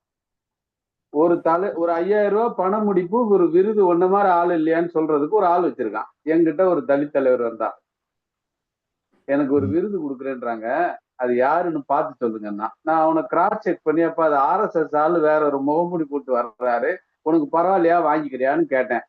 ஐயோ அந்த பசங்களே வேணாம் அப்படின்ட்டு. இது போல ஒவ்வொரு அது வேணும்னு இல்லை, அவன் ஒரு குழுவா அவன் அமைஞ்சிருக்கிறான்னா அவன் தனிச்சுதான் இருக்கணும்னு வீம்பு பிடிச்சவன விட்டுடலாம். அவன் அடையாள அரசியல்வாதி, பரத்தியில்ல அவனை, நீ தனிச்சே சாவுன்னு. ஆனா அவன் வர்றான்ல, வந்து நிக்கிறான்ல. அப்ப அவன் வந்து நிக்கும் போது அவனை ஆவி கட்டி பிடிக்கிறத 2ஆம் தட்ட வேலையாக இந்த இந்த சந்தா பணிகள் கூடுதலாகட்டும், வர்க்க போராளிகள் 1,00,000 பேர் வரட்டும், விவசாய தொழிலாளர்கள், விவசாயிகள், பணக்கார விவசாயிகள் திரட்டப்படட்டும். ஆனா அதே நேரத்துல இது நம்ம தேடி வருகிறவர்களே அவங்க ஒரு அமைப்பா உருவாக்குறது, அவங்கள அவங்கள அவங்களுக்கு இப்ப ஏற்கனவே இருக்கு. அருந்ததியர்னு ஒரு சமூகத்துக்கு உள்ஒதுக்கீடு வாங்கி கொடுத்தாங்க. அது 25 வருஷமா போராடிச்சு. அதுக்கான அந்த போராட்டத்துக்கான நியாயம் என்னன்னு கேட்டீங்கன்னா, அவங்க எல்லாம் 100ல ஒருத்தர் தான் காலேஜ் போயிருந்தாங்க. அதான் நியாயம். 100ல ஒருத்தர் தான் காலேஜ் போயிருந்தாங்க. அப்ப போனவனுக்கும் ஒரு இது இல்ல, ஏதாவது கேரண்டியா எதுலயாவது ஒண்ணுல நான் உட்கார்ந்துக்கிறேன்னு அவன் கேட்கறான். இந்திய சமூகம் ரவீந்திரன் சொன்ன மாதிரி ஏகாதிபத்தியம் ஆயிடுச்சு. எல்லாருக்கும் எல்லாருக்கும் வேலையும் கல்வியும் கொடுப்பதற்கான பண பலத்தை அது அடைஞ்சிருச்சு. ஆனா பிரித்தாளுவதற்காக அது இந்த இந்த இந்த இடஒதுக்கீடு பிரச்சனையையும் அது வந்து பண்ணுது. ஆனா இருக்கிறத பகிர்ந்துக்குன்னு ஒரு கோரிக்கையோ வரும்போது நம்ம அந்த கோரிக்கையை அதனுடைய இந்த மாதிரி இது பிரித்தாளுவதற்காக வல்லுதுன்னு சொல்லிக்கிட்டே அவனுடைய கோரிக்கையும் ஆதரிக்க வேண்டியிருக்கு. அந்த வகையில இங்க தமிழ்நாட்டுல 3% ரிசர்வேஷன்ல முதல் தலைமுறை ஆட்கள் செருப்பு தச்சவன் பிள்ளைங்க எல்லாம் வந்து டாக்டராகவும் பொறியாளராகவும் வந்திருக்கிறான். ஐயா உங்களால தானே வந்தோம்னு சொல்றான். நம்மளோட கொஞ்சம் இணைஞ்சு நிற்கிறான். சில நேரங்கள்ல உடனே நம்ம வந்து அரச மரத்தை சுத்திட்டு அடிமடியை பார்த்த மாதிரி அவங்க என்ன எல்லாரும் நமக்கு ஓட்டு போடலையே அப்படின்னு நினைக்கிற ஒரு போக்கும் இருக்கு, வேதனையும் இருக்கு. அது மாதிரி இப்படிதான் நான் வந்து அவருடைய விவாதத்தை புரிஞ்சுக்கிறேன் அப்படின்னு ஒரு என்னுடைய மனப்பதிவை சொல்லிட்டு மற்ற தோழர்கள் கேள்வி இருந்தா கேட்கலாம்னு கேட்டுக்கிறேன். தலைவரே, நீங்க உங்க கேள்வி கூட கேட்டுட்டு உங்களுக்கு பண்ணலாம். நான் என் கேள்வி முதல்ல மிச்சவங்களுக்கு இது கொடுக்கணும். நான் கடைசியா தான் கேட்கணும். மிச்சவங்களுக்கு வாய்ப்பை கொடுக்கணும். சொல்றாரு யார் வேணாலும் கேட்கலாம். வெங்கடேசன் வந்து ஆப்சென்ட் ஆகி வந்திருக்காரு, அவருக்கு முதல் வாய்ப்பு கொடுத்து. யாரு தடுத்தாங்க வெங்கடேசன்? வள்ளியம்மை தடுக்கல. ஏன் அது என்ன யாரு புரியல எனக்கு டக்குன்னு. அவர்தான் வெங்கடேசன். அப்படியா? நண்பர் திவ்யா இருக்காங்க, அவங்க கேட்கலாம். அவங்க தெரியல திவா. ரைட், நீங்க வந்துட்டாரு வெங்கடேசன். சத்தியமணி அப்படின்னு அவங்களும் இருக்காங்க. சத்தியமணி அது அவங்க host. Right right right okay. Venkatesan பேசுறீங்களா? அன்மியூட் பண்ணிக்கங்க. கேட்கல, அன்மியூட் பண்ணிக்கங்க. கேக்குதா? இப்பதான் கேக்குது. வாங்க வாங்க வாங்க வாங்க கேளுங்க தொடர். இந்த திணை அரசியல் என்பது யதார்த்தமான இன்றைய வாழ்வியலை முதல்ல ஏத்துக்கணும். இந்த சூழலை, இந்த சமூக சூழலை முதல்ல அக்செப்ட் பண்ணணும். கட்சியான நம்ம இந்த சூழலை இருக்கிறோம். வர்க்க அணி சேர்க்கைக்கு இன்றைக்கான திணை அரசியல் உதவும் அப்படிங்கிறத இவங்க எடுத்துக்காம இவங்க வெறுமனே வர்க்க அணி சேர்க்கையை மட்டுமே போக்கஸ் பண்றதுனால திணை அரசியலுங்கிறதுல தனிமைப்பட்டு போகும். இந்த தனிமைப்பட்டு போக்கு தொடர்ந்து நமக்கு நூற்றாண்டு காலமா போய்கிட்டே இருக்கிறோம். அதுல இருந்து நம்ம விலை போறோங்கிற நினைக்கிறோம். நம்ம தொடர்ந்து தனிமைப்பட்டு இன்னைக்கு போன வாரம் நடந்த ஜவஹர்லால் நேரு யூனிவர்சிட்டி வரைக்கும் போனதுக்கான காரணமா நான் அதை கொஞ்சம் பார்க்க வேண்டியது இருக்கு. இந்த திணை அரசியலுங்கிறத நம்ம நாட்டுக்கு ஏற்றபடி வார்த்தைகளை மாத்தி வச்சுக்கலாம். அதான் யதார்த்தமான வாழ்வியலுக்கு தகுந்ததுதான் திணை. திணை என்பது இடத்தை குறிக்குது. திணை என்ற சொல்லே ஒரு இடத்தை குறிப்பதா இருக்கு. அப்ப தமிழ்நாடுங்கிற ஒரு இடமா இருக்கணும், இந்தியாங்கிற ஒரு இடத்தை குறிப்பதா நான் உள்வாங்குறேன். அதன் அடிப்படையில் நீங்க பார்த்தோம்னா ஒரு வர்க்கமா அணி சேர்ப்பதற்கு சாதி தடையா இருக்குது. ஆனா நம்ம என்ன சொல்லிட்டு இருக்கோம், வர்க்கமா சேர்ந்துட்டா சாதி தகர்ந்துரும் அப்படிங்கிற மாதிரி நினைக்கிறோம். ஆனா இருக்கிறவே அது யதார்த்தமான ஒரு நடைமுறை வாழ்க்கையில இல்லவே இல்லை. நேற்றைக்கு முந்தானத்து நடந்த நெய்வேலி தேர்தலா கூட இருக்கலாம். இந்த 2 நாளைக்கு முன்னாடி நடந்த நெய்வேலியினுடைய தொழிற்சங்க தேர்தலில் கூட நம்ம 3வது இடமோ 4வது இடமோ போயிருக்கிறோம். ஆனா இதுதான் யதார்த்தமான உண்மை. வர்க்கத்தை பின்னுக்கு தள்ளி சாதி முன்னுக்கு போய்கிட்டு இருக்கு. அப்ப திணை அரசியலை நம்ம கையில எடுக்கணும். ஆனா திணை அரசியல்னு சொன்னா நம்ம ஆளுங்களுக்கு அது புரியாது, அது சொல்லவும் மாட்டானுங்க. அப்ப இதை இந்த இப்ப ஸ்ரீலங்காத்தின் அனுபவம் அப்படிங்கிற மாதிரி உள்வாங்க வேண்டியது இருக்கு. இப்ப இந்த திணை அரசியலை உள்வாங்கி ஸ்ரீலங்கா எந்த நேரத்துக்கு முன்பு தோழர் எடுத்த அந்த 14-15 ஒரு அது என்ன சொல்றது, நம்ம ஒரு அதாவது நம்ம ஒரு குறைந்தபட்ச பொதுத்திட்டம் மாதிரி அதை அந்த ஒரு 15 இது ஏன் ஒரு பிஹெச்டி சப்ஜெக்ட் ஏன் தோத்து போனோம், ஏன் பின்னாடி வந்திருக்கிறோம், இது என்ன சாத்தியம், இந்த ஜனநாயக மத்தியத்துவத்தை எப்படி கொண்டு வர்றது, எங்க இம்ப்ளிமெண்ட் பண்றது ஜனநாயக மத்தியத்துவங்கிறது, இது எல்லாமே பிரச்சனைகளா இருக்கு. இது எல்லாமே உள்வாங்கி கொண்டு இதை இந்த சமூகத்துக்கு ஏத்தபடி அப்ளை பண்றதுங்கிறது தான் சரியான அது ஒரு மார்க்சியமாவும் இருக்கும்னு நான் நினைக்கிறேன் தோழர். நீங்க என்ன நினைக்கிறீங்க? ஆமா, இப்ப இலங்கையை பொறுத்த வரைக்கும் இப்ப இருக்கிறது தேசிய மக்கள் சக்தி அரசாங்கத்துல இருக்கிறது. ஆனா அது அதனுடைய பழைய அமைப்பு ஜேவிபி ஜனதா விமுக்தி பெரமுன என்கிற ஜேவிபி அமைப்பு தான் ஒரு 6 வருஷங்களுக்கு முதல் தான் இதை உருவாக்குறாங்க, தேசிய மக்கள் சக்தி என்று. ஜேவிபிக்கும் தேசிய மக்கள் சக்திக்கும் அப்படியே 180 பாக வித்தியாசம், நிறைய வித்தியாசம். உதாரணம், ஜேவிபியினுடைய பிரதானமான ஒரு இது இந்திய எதிர்ப்பு, இந்திய விஸ்தரிப்புவாதம். அவர்கள் 5 வகுப்பு நடத்தினார்கள். அதில் ஒன்று இந்திய விஸ்தரிப்புவாதம், இந்திய எதிர்ப்பு அவரோட அடிப்படை. ஆனா தேசிய மக்கள் சக்தி இந்தியாவோட நாங்கள் நல்லுறவை ஏற்படுத்த வேணும் என்றதை உருவாக்கி கொள்ளும். மற்ற எந்த கட்சியோடையும் கூட்டுக்கு இடம் இல்லை, நாங்கள் தனியத்தான், நாங்கள் மட்டுமே தான் சரி, மற்ற யாருமே சரி கிடையாது என்றது ஜேவிபி எப்போதுமே பின்பற்றி கொண்டு வந்த ஒரு விஷயம். ஆனால் 20 கிட்ட உள்ள அமைப்புகள் இணைஞ்சு உருவானதுதான் தேசிய மக்கள் சக்தி. இன்றைக்கு பிரதம மந்திரியா இருக்கிறவர் ஜேவிபி அல்ல. ஜேவிபி அந்த நேரத்தில் கடுமையாக விமர்சித்த ஒரு ஆளுமை தான் இன்றைக்கு பிரதம மந்திரி. தங்களுக்கு ஒரு ஆசனம் மட்டும் கிடைச்ச நேரத்தில் இப்ப பிரதம மந்திரியா இருக்கிற ஹரணி அவர்களை தான் அவங்க நியமிச்சாங்க.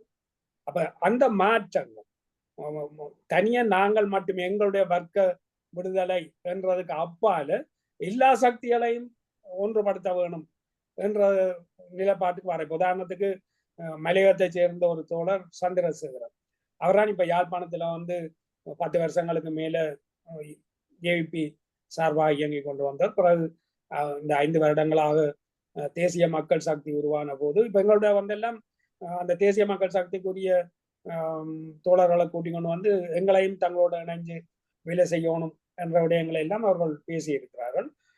இந்த சந்தர்சகம் என்ற தோழர் மலையக தோழர் ஒரு 5 வருஷம் ஒரு காலத்துல தேசிய பட்டியல்ல ஒரு ஆசனம் மட்டும் இருந்த போது சந்திரசேகரம் தோழரை தான் அவங்க தேசிய பட்டியல்ல அனுப்பினாங்க. எப்படி இப்ப தங்களுடைய கட்சியை சேராத ஹரணி அவர்களை முதல்ல பிரதமர் ஆகிறதுக்கு முதலே நியமித்தது போல முன்னர் சந்திரசேகரம் அவர்களை அனுப்பியிருந்தார். அப்ப ஏனென்றால் எல்லா சக்திகளையும் ஒன்றுபடுத்தும். முன்னர் நாங்கள் மலையக மக்களுக்கு எதிராக இயங்கிவிட்டோம். ஆனால் நாங்கள் பார்த்தது தவறு. மலையக மக்கள்லாம் இலங்கையில கூட வஞ்சிக்கப்பட்டிருக்கிறார்கள். அதை பற்றி நிறையவே இன்றைய ஜனாதிபதி பேசின விஷயங்கள் எல்லாம் இருக்கு. இன்றைக்கு 4 அமைச்சர்களுக்கு கிட்ட மலையக தோழர்கள் இருக்கிறார்கள். அதுபோல இலங்கை தமிழர்கள் தொடர்பிலையும் சில தவறுகள் நடந்தது. ஜேவிபி சில தவறுகளை செய்தது. ஆனா தேசிய மக்கள் சக்தி அதை திருத்தி கொண்டு அப்படி பாருங்க. அப்ப வர்க்க நிலைப்பாட்டுக்குள்ள இருந்த ஒரு அமைப்பு யதார்த்தம், இன்றைக்குரிய யதார்த்தம் மாறுபட்டு இருக்குது. பல சக்திகளையும் நாங்கள் ஐக்கியப்படுத்த வேண்டி இருக்கு. அப்ப எங்களுடைய இந்த இரும்பு போன்ற விடாப்பிடித்தன்மை என்றதை விட்டு நாங்கள் பல சக்திகளையும் ஐக்கியப்படுத்தணும் என்று வந்ததுன்றது ஒரு பிரதானமான மாற்றம். அதை பல பேர் சந்தேகமா பார்க்கிற இருக்கு. இவர்கள் தங்களுடைய அடிப்படையோட கோட்பாட்டை விட்டு முதலாளித்துவத்துக்கு மாறுறார்கள். முதலாளித்துவத்துக்கு மாறுறன்றது இல்லை. இப்ப இன்றைக்கும் கூட அந்த அமைப்பில எந்த ஒருவரும் தாங்கள் எடுக்கிற பாராளுமன்ற உறுப்பினர் சம்பளத்தை அப்படியே அமைப்புக்குத்தான் கொடுப்போம், அவர்கிட்ட வீட்டு கொண்டு போயிடார். அப்படி பல விஷயங்கள் ஊழல், இதுவரை ஊழலே செய்யாத ஒரே ஒரு அமைப்பு அவங்க மட்டும்தான். அப்ப அது போன்ற பல அம்சங்களை இணைத்த ஒரு மாற்றம் சாத்தியப்பட்டது. ஜேபி பற்றி எனக்கு கடுமையான விமர்சனங்கள் இருக்கு. இப்ப சேரபுச்ச நேரத்தை கூட நாங்கள் ஆதரிக்கிறோம், முழு அளவில் அதை ஆதரிக்கிறோம். ஆனால் ஏன் சேர இல்லை என்றால் இப்போதும் கூட அவர்கள் தேசிய இன பிரச்சனையை புரிந்து கொள்ளவில்லை. நான் முதல்ல சொன்ன மாதிரி அது சோழியம் வளர்ந்து கொண்டு போனால் இனப்பிரச்சனை தானாக தீரும். இல்லை, இன்றைக்கு சமூகம் இனங்களாக இயங்குது, சாதிகளாக இயங்குது, பெண் ஒடுக்குமுறையினூடால இயங்குது. அப்ப இதை ஏற்றுக்கொள்ளாமல் இனப்பிரச்சனை அல்லது தமிழ் மக்கள் எல்லாம் வந்து சேர வேணும் அப்படி இருக்க ஆதரிச்சது பெரிய விஷயம். நடந்த பாராளுமன்ற தேர்தலில் மட்டக்களப்பு தமிழர் மாநிலமா இருக்க மாகாணமா இருக்கு மாவட்டமா இருந்த ஒரு மட்டக்களப்பில மட்டும்தான் தமிழரசு கட்சி கூடுதல் ஆசனம் எடுத்தது. மற்ற எல்லா மாவட்டங்கள்ல 25 மாவட்டங்கள் இருக்கு. அப்ப 24 மாவட்டங்கள் யாழ்ப்பாணம், கிளிநொச்சி, மன்னார், ஏனைய எல்லா தமிழ் மாவட்டங்கள் உட்பட சிங்கள மாவட்டங்கள் அனைத்திலும் இந்த தேசிய மக்கள் சக்தி தான் அறுதி பெரும்பான்மை பாராளுமன்ற உறுப்பினர்களை பெற்றிருக்கு. அப்ப இந்த மாற்றம் திணை அரசியல் என்ற வடிவத்துக்குள்ள அவர்கள் வராவிட்டாலும் கூட நடைமுறை அனுபவங்களை அவர்களை அந்த இயங்கு முறைக்கு போகுது. இப்ப சீனா திணை அரசியல் இயங்கு முறையை தான் பின்பற்றுது.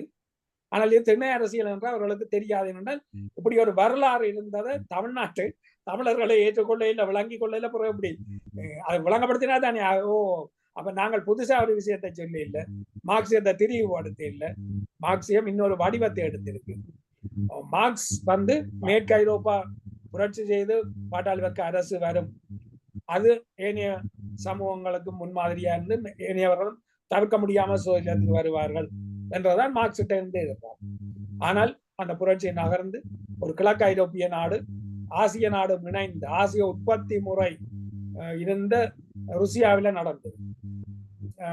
அப்ப லெனினிசம் என்றது ஏகாதிபத்திய சாப்தம் உருவாது. அது ஸ்டாலின் அல்ல சோவியத் யூனியன் கம்யூனிஸ்ட் கட்சி வச்ச வரையற ஏகாதிபத்திய சாப்தத்தினதும் பாட்டாளி வர்க்க புரட்சியினதும் சாப்தம் லெனினிசம் இல்ல.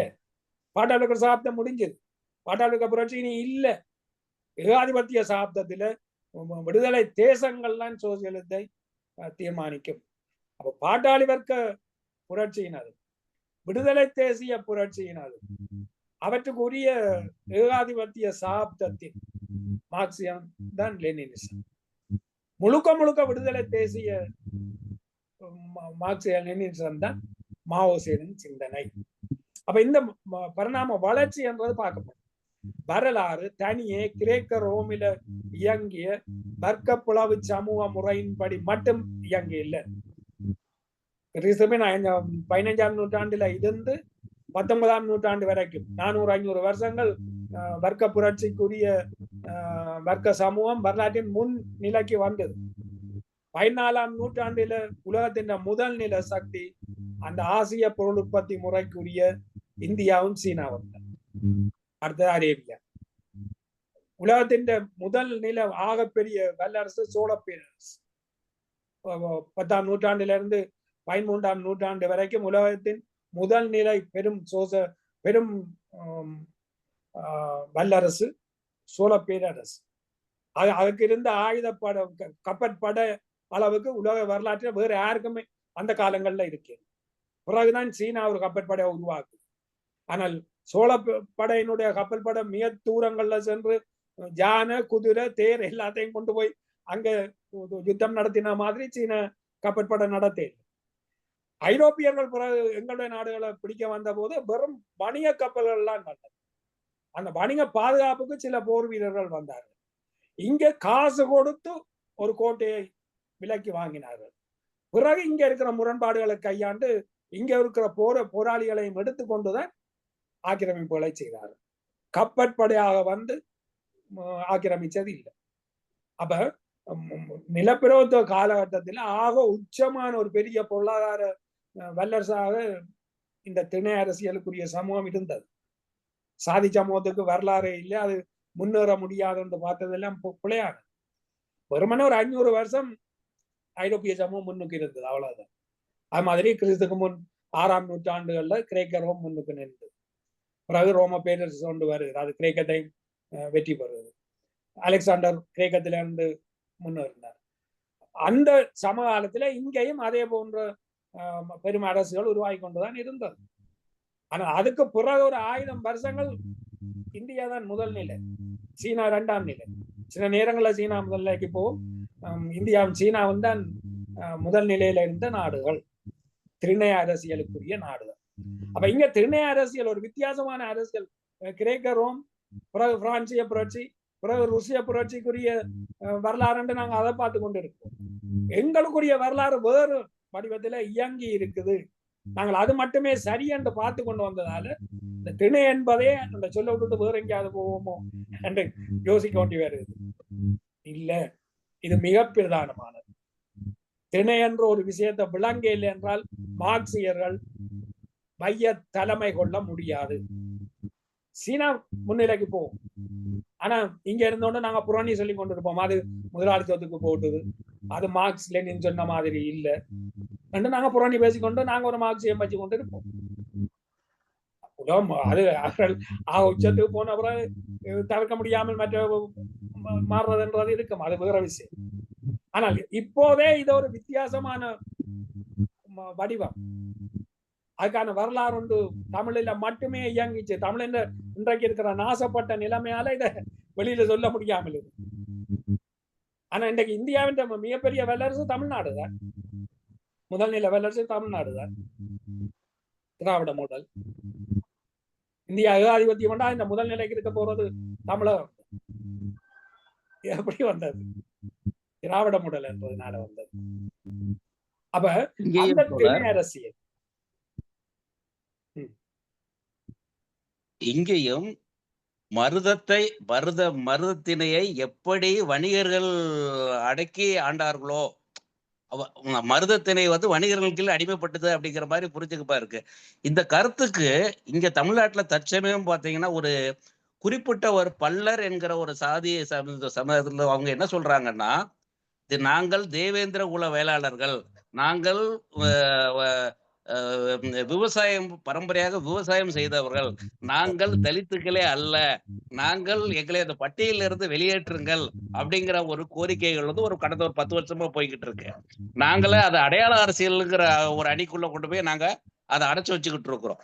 அப்ப இது வந்து இந்த திணை அரசியலுக்கு எப்படி மருத திணையை வந்து எப்படி வணிகத்துக்கிட்ட அடிமைப்பட்டதோ கிட்டத்தட்ட அது மாதிரி இதான இதுக்கு ஒரு ஆதாரம் மாதிரி நினைக்க வேண்டியது இருக்கு தோழர். எனக்கு இது சரியாது இல்ல. இதை வந்து இப்ப காலனித்துவம் எப்படி பயன்படுத்தினது என்பதோட தொடர்பான அதான் நான் முதல் சொன்னேன்.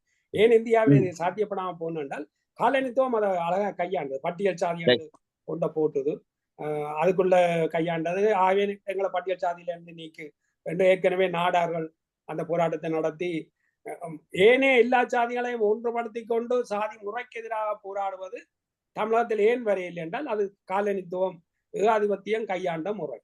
முதல்ல நாடார் அப்படி வெளியேறிச்சுன்னா இப்ப பலர் சாதி அப்படி கேட்கணும்.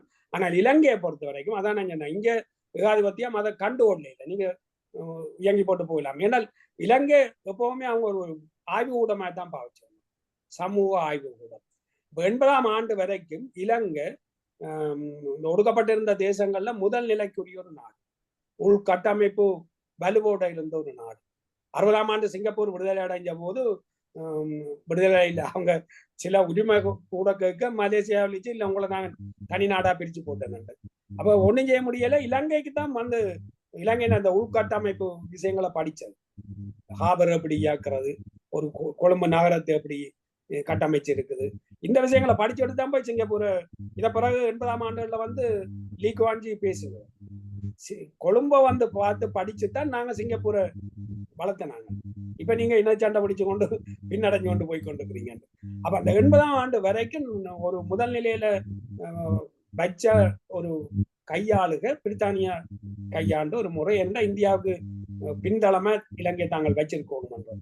அதனால ஒரு ஆய்வு ஊடம் மாதிரி எங்களுக்கு பல விஷயத்த, உதாரணத்துக்கு இந்த மெடிக்கல் உடற்கூற்றியல், பௌதிகவியல், இரசாயனவியல் என்றது 1850ஆம் ஆண்டிலே யாழ்ப்பாணத்துல அதுக்கான நூல்கள் வந்தது.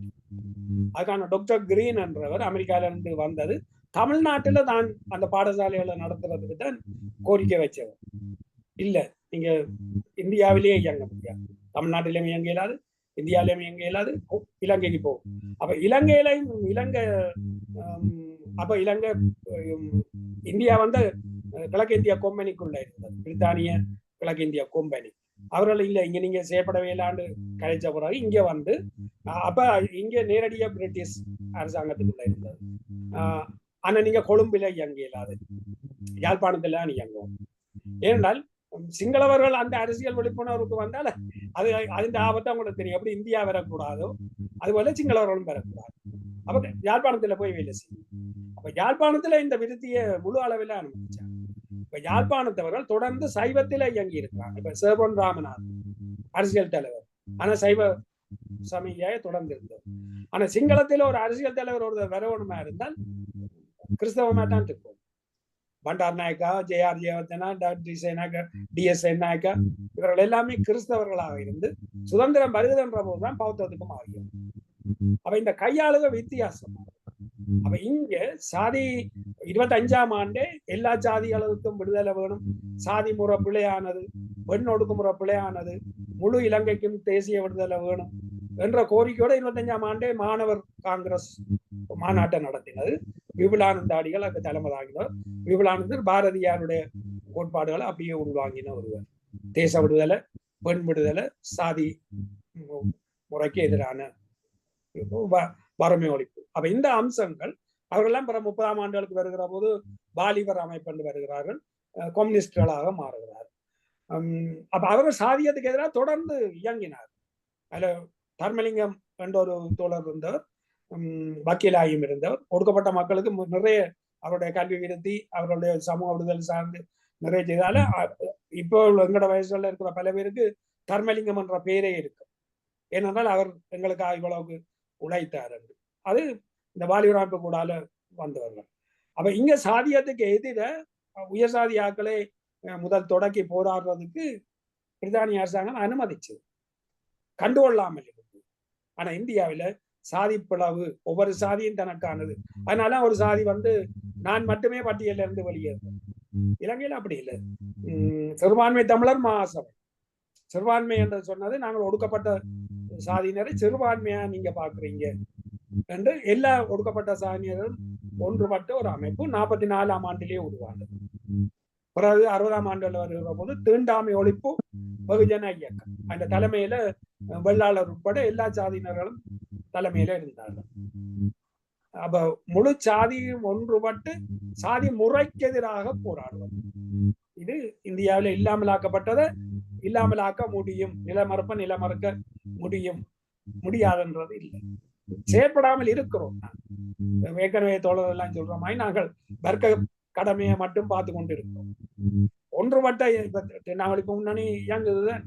ஆனா அது இந்த வேலை திட்டம், அது இன்றைய கள நிலவரம் என்ன, அது பற்றின ஆய்வுகள், அதுக்குரிய செயற்திட்டங்கள், அதுக்கான ஒரு பரந்த வெகுஜன அமைப்பு, அதுக்கான ஒரு மார்க்கம் இவை செய்யப்பட்டு இயங்கி கொண்டு போனால்தான் இந்த மாற்றங்கள் சாத்தியப்படும், செய்யலாம், வரும். தோழர்களே, தேவை கருதி நம்ம ரொம்ப இது பண்ணிட்டோம். அதான் தலைவரை என்ன கூட்டத்தை நிறைவு செய்திடலாமா? அப்புறம் கூட நீங்க பேசிட்டு இருங்க. கூட்டத்தை நிறைவு செய்துட்டுமா? ரெக்கார்டிங் நிப்பாட்டிட்டுமா? சரி, ரைட்டு, ஓகே. அப்போ வேற யாருன்னா பேசணும்னா பேசிட்டு இருங்க, நான் ரெக்கார்டிங் நிப்பாட்ட போறேன்.